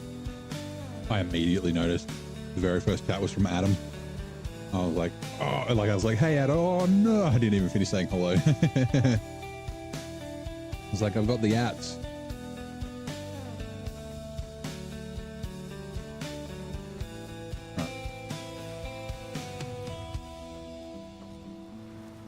Not yet. Everyone, I've been able to figure out who they are. So we will find out.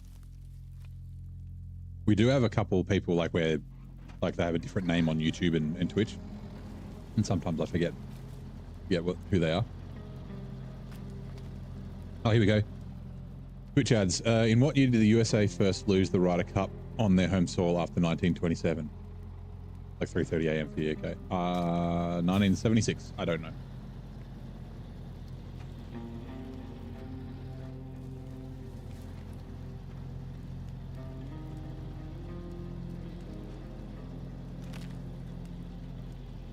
Oh, you're going to work very early, 3:30 a.m. Is that because it's going to be a short day? In and out, log in, log out before anyone else gets in. You're like, yeah, I was in the office.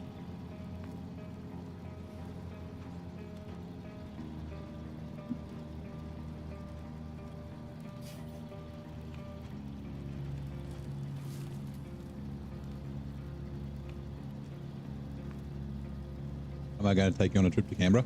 I can't afford to bring you to Canberra. Also, I'm an introvert. I don't like meeting people. Oh, it's close. USA tasted defeat on home soil in the Ryder Cup for the first time in 60 years in 1987. I said 1976. That's kind of close. G'day, Adam. How's it going? Welcome back. Things are going well. I did make a mistake. I wouldn't say in the zone, I was chatting. I made a mistake.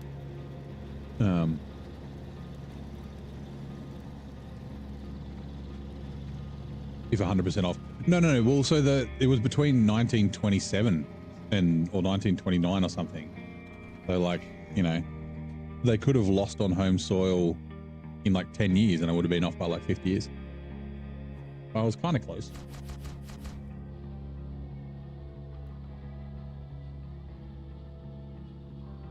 So, I can't believe it. So what I did, came in the gateway. I went and got a metal rolls from here, small pipe from here. I grabbed the gold from here and was like, I'll drop the pipes and the rolls off at Waterboom. Then I've got room for the rest of the gold. Then I'll deliver it up here and I'll be done. I drove past the Waterboom and forgot. I didn't remember till I was all the way over here. So I need to decide whether it's going to be quicker. It might be to duck across the river and do the same thing. So grab a rolls, grab a pipes. We still have to go around this way though. To there. Or if I might just come straight through the burnt forest. It's not really that difficult. And I don't have to pick them up from here. I can pick them up from one of these. What do we got? Actually, I can just get them from here. Let's do that. So annoying. Oh, you're off. Okay, sorry. You're off to work. Well, I mean, have fun at work. I guess you'll avoid the traffic at 3:30 in the morning. Watching Australian pranksters. And let me tell you, Australians are very tolerative. Yeah, we love a fucking joke. We're always taking the piss. Like if an Australian says something to you, and this is something that I had to like, well, not I, but something I told my football coaches, my American football coaches that were from America. And something they had to learn was if an Australian says something to you, if it sounds like wrong, even if it doesn't sound wrong, there's like a 90% chance they're making a joke or they're taking the piss, which is making a joke. So, like we'll say stuff that's not true or that we don't believe, just because we think it's funny. Like drop bears. Drop bears like is like a fucking or fucking Vegemite. Like yes, we fucking do love Vegemite. Vegemite's delicious, but making tourists eat it by the spoonful. That's yeah, we fucking love that shit. That cargo restore crane. Is it a mod trailer? Yes, this is a 6-slot mod trailer from the MS trailer pack. I really like it. I'm more of a sideboard trailer guy, but I just really like the look of this trailer. This trailer looks fucking rad. I think it suits some trucks in some regions, so.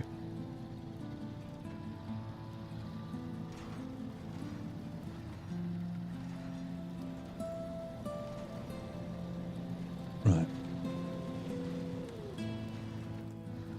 Oh, you might not catch Zing. He's on his way to work. Artem says hello, Zing, if you're listening. Or not Artem says hello. Yes, we know there are two. Actually, I've got 3. There's a Ukrainian Artem as well. Farmer Artem. Pops in, says g'day.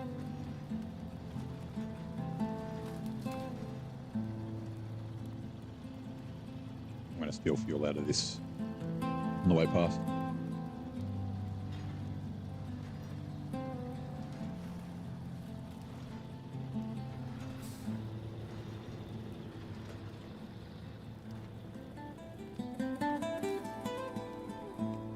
Refuel.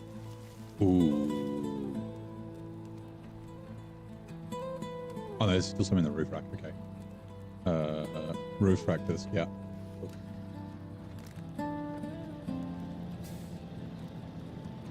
Did they have a good stream? No worries, mate. Thanks for dropping by. I'll talk to you later.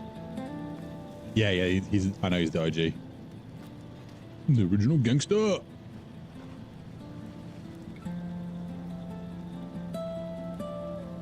He's not the ADHD kid, Artem. He's the good one. We've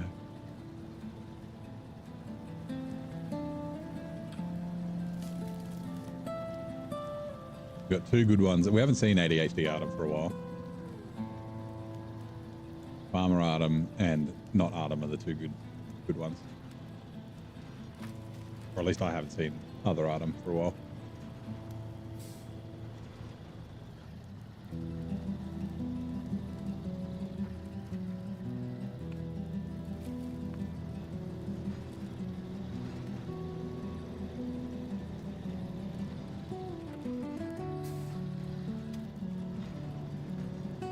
Oh yeah, it just would. Sometimes you gotta rein him in.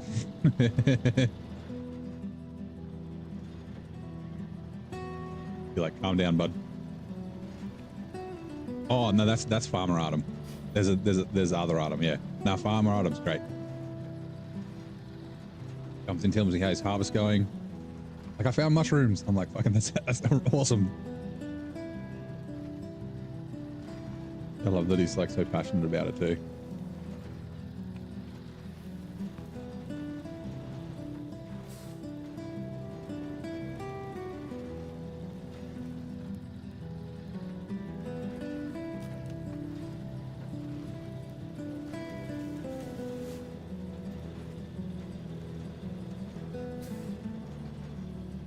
Yeah, there's a 3rd Artem. Like I said, I haven't seen him in a while. Like the multiple Alfredos.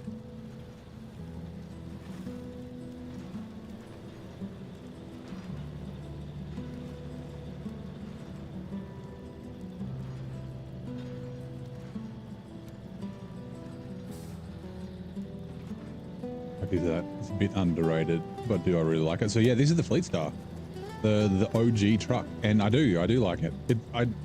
I nicknamed it Tippy McGee because it's quite tippy, but with a semi-trailer, it's better.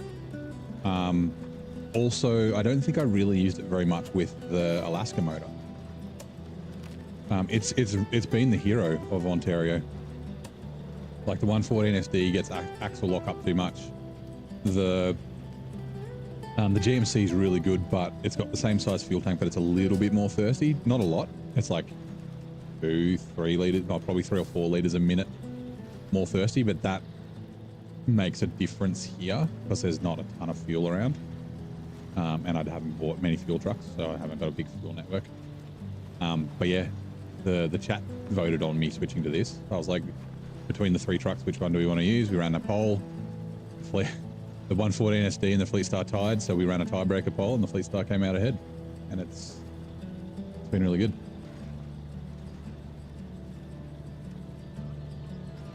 It just puts in work.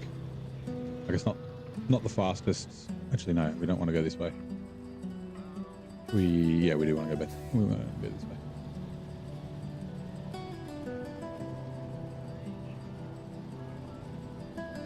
You love the 5600. The 5600 is such a great truck. Like I said, it's another one that needs an update. It's just too thirsty. Like, give it a multi-purpose or something like that. Oops, that's the wrong gear.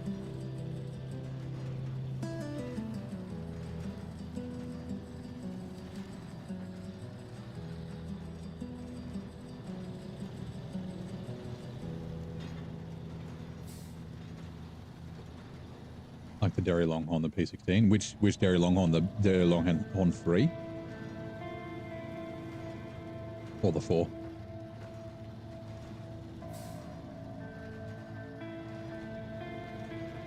It's iconic, yeah.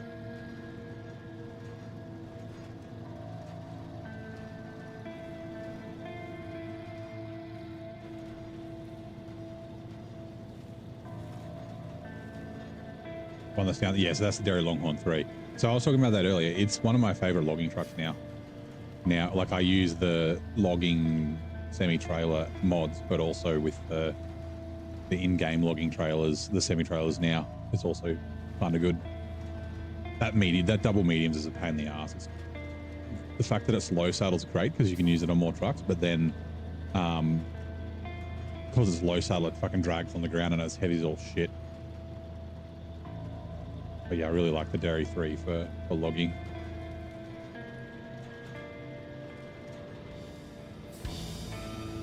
Another truck that needs a slight tweak is that it's just adjust its steering, make it the turning circle a little bit less.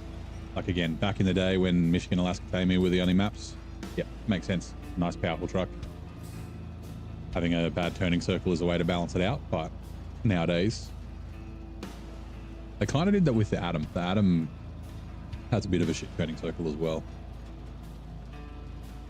but it's not as bad.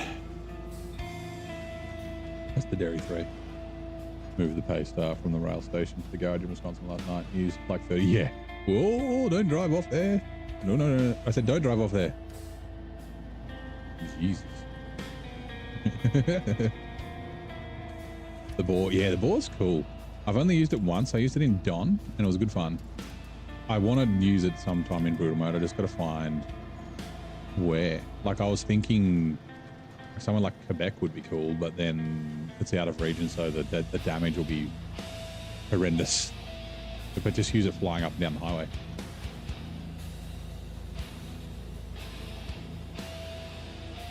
Could use it in Scandi. Scandi's a little bit too easy for it, though. I mean, that's the same. All the maps are easy now until we get to Quebec. Whoops. Like, the ball would be really good for Washington. Although it doesn't have a crane. The trailer's caught up as well. Can we winch something further away? We can. Usually I go the right side of these rocks. I don't know why I'm going this way this time.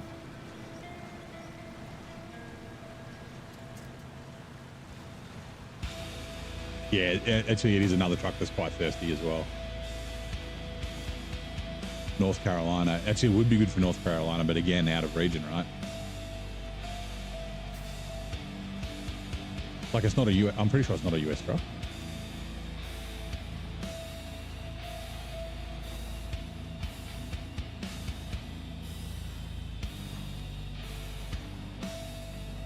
I'm driving one-handed, which is why I can't change gears.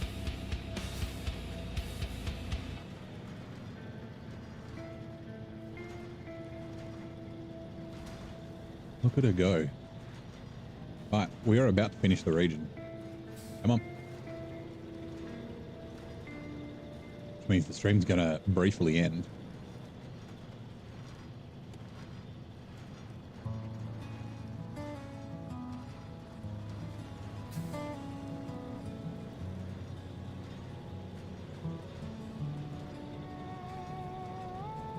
We still need to get back to the garage.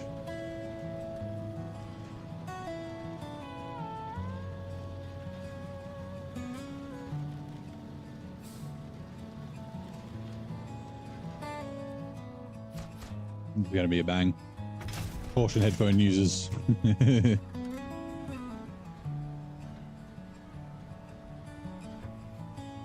100% of Ontario. Oh, yeah, 345,000. Sweet, we got enough. We can buy the Averhorn. We can even transfer some trucks. Sweet. So let's take this back to the garage. I'm going to, like the 114 SD and all the other... Oh, actually, I might bring the 5600 twin steed back. Buy fuel on the way. But the rest I'll just do off stream. I'll just jump in tomorrow and do that. So, what I'll do, I've got, what's it called? A redirect setup on this stream. So it'll redirect to the British Columbia. It'll be a little while before I do it. I've got to take this back to the garage and finalize some stuff. But, of course, I want the VODs to be separate. So if people are watching, if they want to start watching me in British Columbia, they can do that. So I'll basically I'll kill the stream and restart. It usually takes like less than 5 minutes, but it'll automatically, YouTube will automatically divert you to to the new stream, and then Twitch, if you just stay on my channel, then it'll start up when I start the stream. Doesn't, like I said, it won't take long. But yeah, we'll do that when we get back. We just got to sell this trailer, and like I said, I'll buy fuel in the 5600. We won't bring it straight away. There is a fair bit of free fuel in what's it called, in British Columbia. So like I don't think we'll have any left over. We're still going to have to buy fuel at some stage, but there's like there's like 2 or 3 scout fuel carriers on Duncan Bay. I think there's 2,000. Yeah, there is. There's 2. There's one in the swamp, and then one near the farm, a 2,000 litre trailer, and then there's the semi trailer up near the like factory in the west. Big Kenny, yep. We're gonna go get the Kenny pretty quick. I'm not going to use it as much as I did last time. Like this, there was my overloading fucking addiction started in British Columbia, and it was the 4th map I did. I did Michigan, Alaska, Tamir. I did a tiny little bit of overloading, like I did like a couple of cargo hats in Alaska, and then like a tiny little bit of overloading in Tamir. But yeah, in Ontario, I caught the bug. But yeah, since we're not overloading, we'll use it as a 3 slot. It may end up as a fuel truck for a little bit, but the plan is to use the Averhorn and the Mac Defense. So we will be using a lot of that fuel. Because yeah, like I said, I've used the White Western Star a lot. So I love the truck, but I just like a bit of variety. So like I might use it for logging, and then maybe it'll turn into a support or something like that. Yeah, I need to find another high saddle. Like searching in Mod.io, if you search for high, you don't get a lot, and then if you search for high saddle, then like every truck that's got the word saddle in it fucking shows up in your search. Like I want to find another cool, like another 6 slot if I can, high saddle trailer. I've got one, but it's you'll see when I buy it. Actually, I can show you at the store. The headboard on it's really tall. It's like they scaled up the entire trailer from a 5 slot, a low saddle 5 slot, and then yeah, the headboard's just really kind of weird. Yeah, we'll get the Averhorn probably today. We'll do a bunch of scouting. There's a lot of scouting to do here or there in BC. We've got I can't remember if we ended up selling the other CK1500, so we'll do that and re-equip this one. Doesn't really matter which one we re-equip. But yeah. Then after I've used the Averhorn, I can take the Dragon Wagon's tag or like the picture off my fucking thumbnails. And after I've used it for a bit, I can give it a bit of a Steam review. I have my initial thoughts, but I want to like, because my initial thoughts changed a little bit from the Padera after I used it.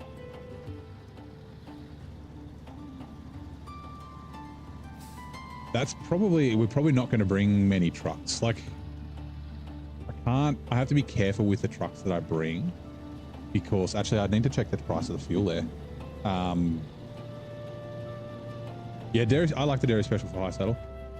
I know not everyone likes it. I used it for all the high saddle stuff in North Carolina. I haven't upgraded the dairy special either. It's sitting in the garage all stock.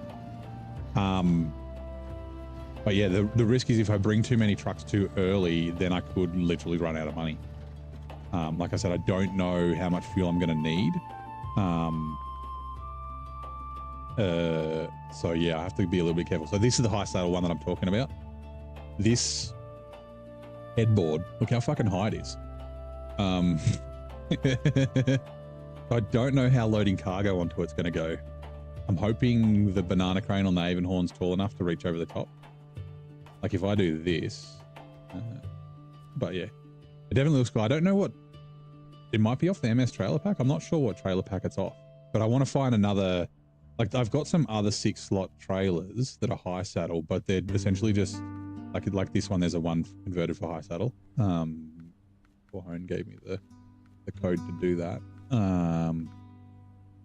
That's logging high saddle. Where are we? Nope. Actually, I'll probably show you on the Averhorn when I do it, but I can just explain it here, right? If I can find one. There we go. Oh no, that's mine. The tilt deck high saddle. High saddle sideboard, right?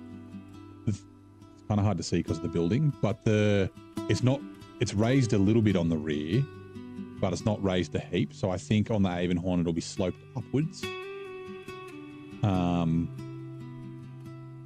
That one might be okay. I think that's a 5-slot, isn't it? Yeah, that's a 5-slot. It's just literally a modified stock 5-slot. There is another one. I'm sure I saw another one before, but yeah. So this one is, the trailer itself is higher. So I think it suits better for something like the Averhorn that has a kind of a high saddle. That one, but yeah. You actually left some fuel in season 10 when you were there last time. So it might not. Okay. Interesting. Well, it also depends, like, because the Averhorn's kind of thirsty. The Mac defense is also very thirsty. Like, I'm pretty much, the plan is to rush the gateway. Like, I'll do a bunch of scouting, get upgrades and stuff. Then I'll probably rush the ferry, which I won't use, the gateway, and then the defense. The defense. Yeah. Will you be able to resist overloading the shit out of the Kenny? If I overload like crazy, well, it's actually, yeah, I don't want to overload at all. I need to be disciplined about it. It's a shame because like it means I'm not going to use the Kenny that much. Don't you like the one with the fuel tank on it? The semi-trailer with the fuel tank on it? You're talking about?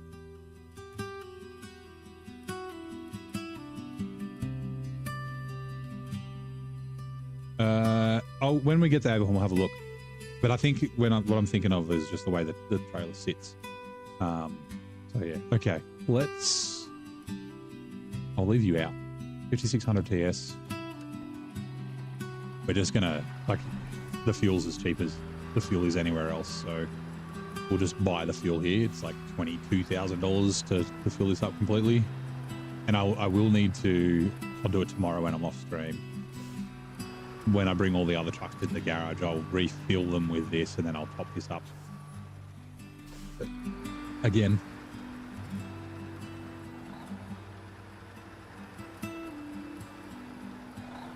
yeah, so I'm thinking it might do a bit of that. It can be a 5-slot. So chuck, I probably won't chuck the oil filled bed on it. Although I really like the look of the oil filled bed.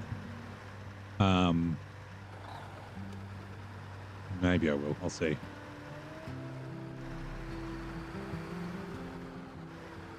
Yeah, actually, I could use it in Season 15. I did use it in Season 15 last time, but I used it to overload. Like, there are still options, right? I can use it with that high saddle 6-slot trailer that I just showed before. Like, yeah, it's still going to be usable, just not usable in the way that I like to use it. Then I think it's the best with as a 3-slot. Yeah, it can be like, it can be my little, you know how like some tasks you just like, I just grab a 2-slot bed and just fucking knock this out.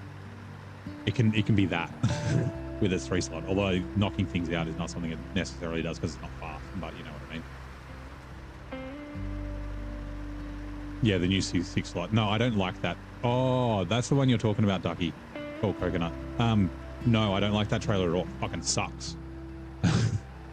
And the reason why is it'd be fine on the Kenny. It would probably be fine on the Averhorn. The reason why is because it's really heavy and its feet fucking drag on everything. So unless you've got a truck with a really high sail, so like the Elephant, it's perfect for. The Kenny, like I said, the Averhorn's kind of high.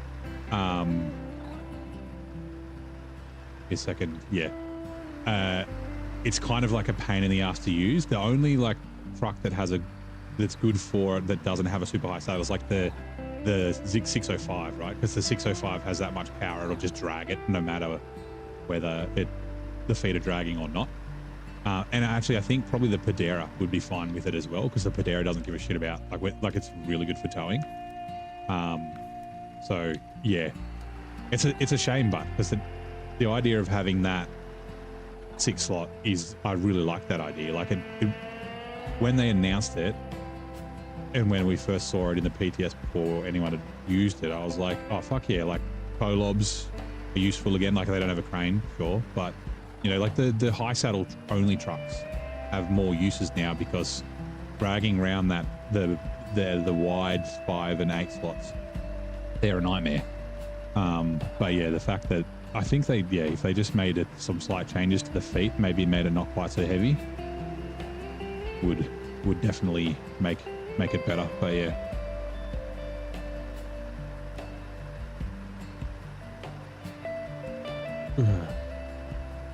Need a good crane.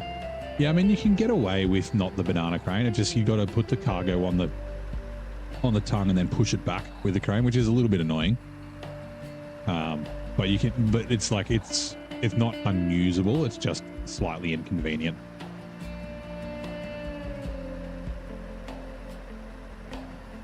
Right. And this is what I do, right? With my fuel truck, I jump to the garage and then I immediately leave.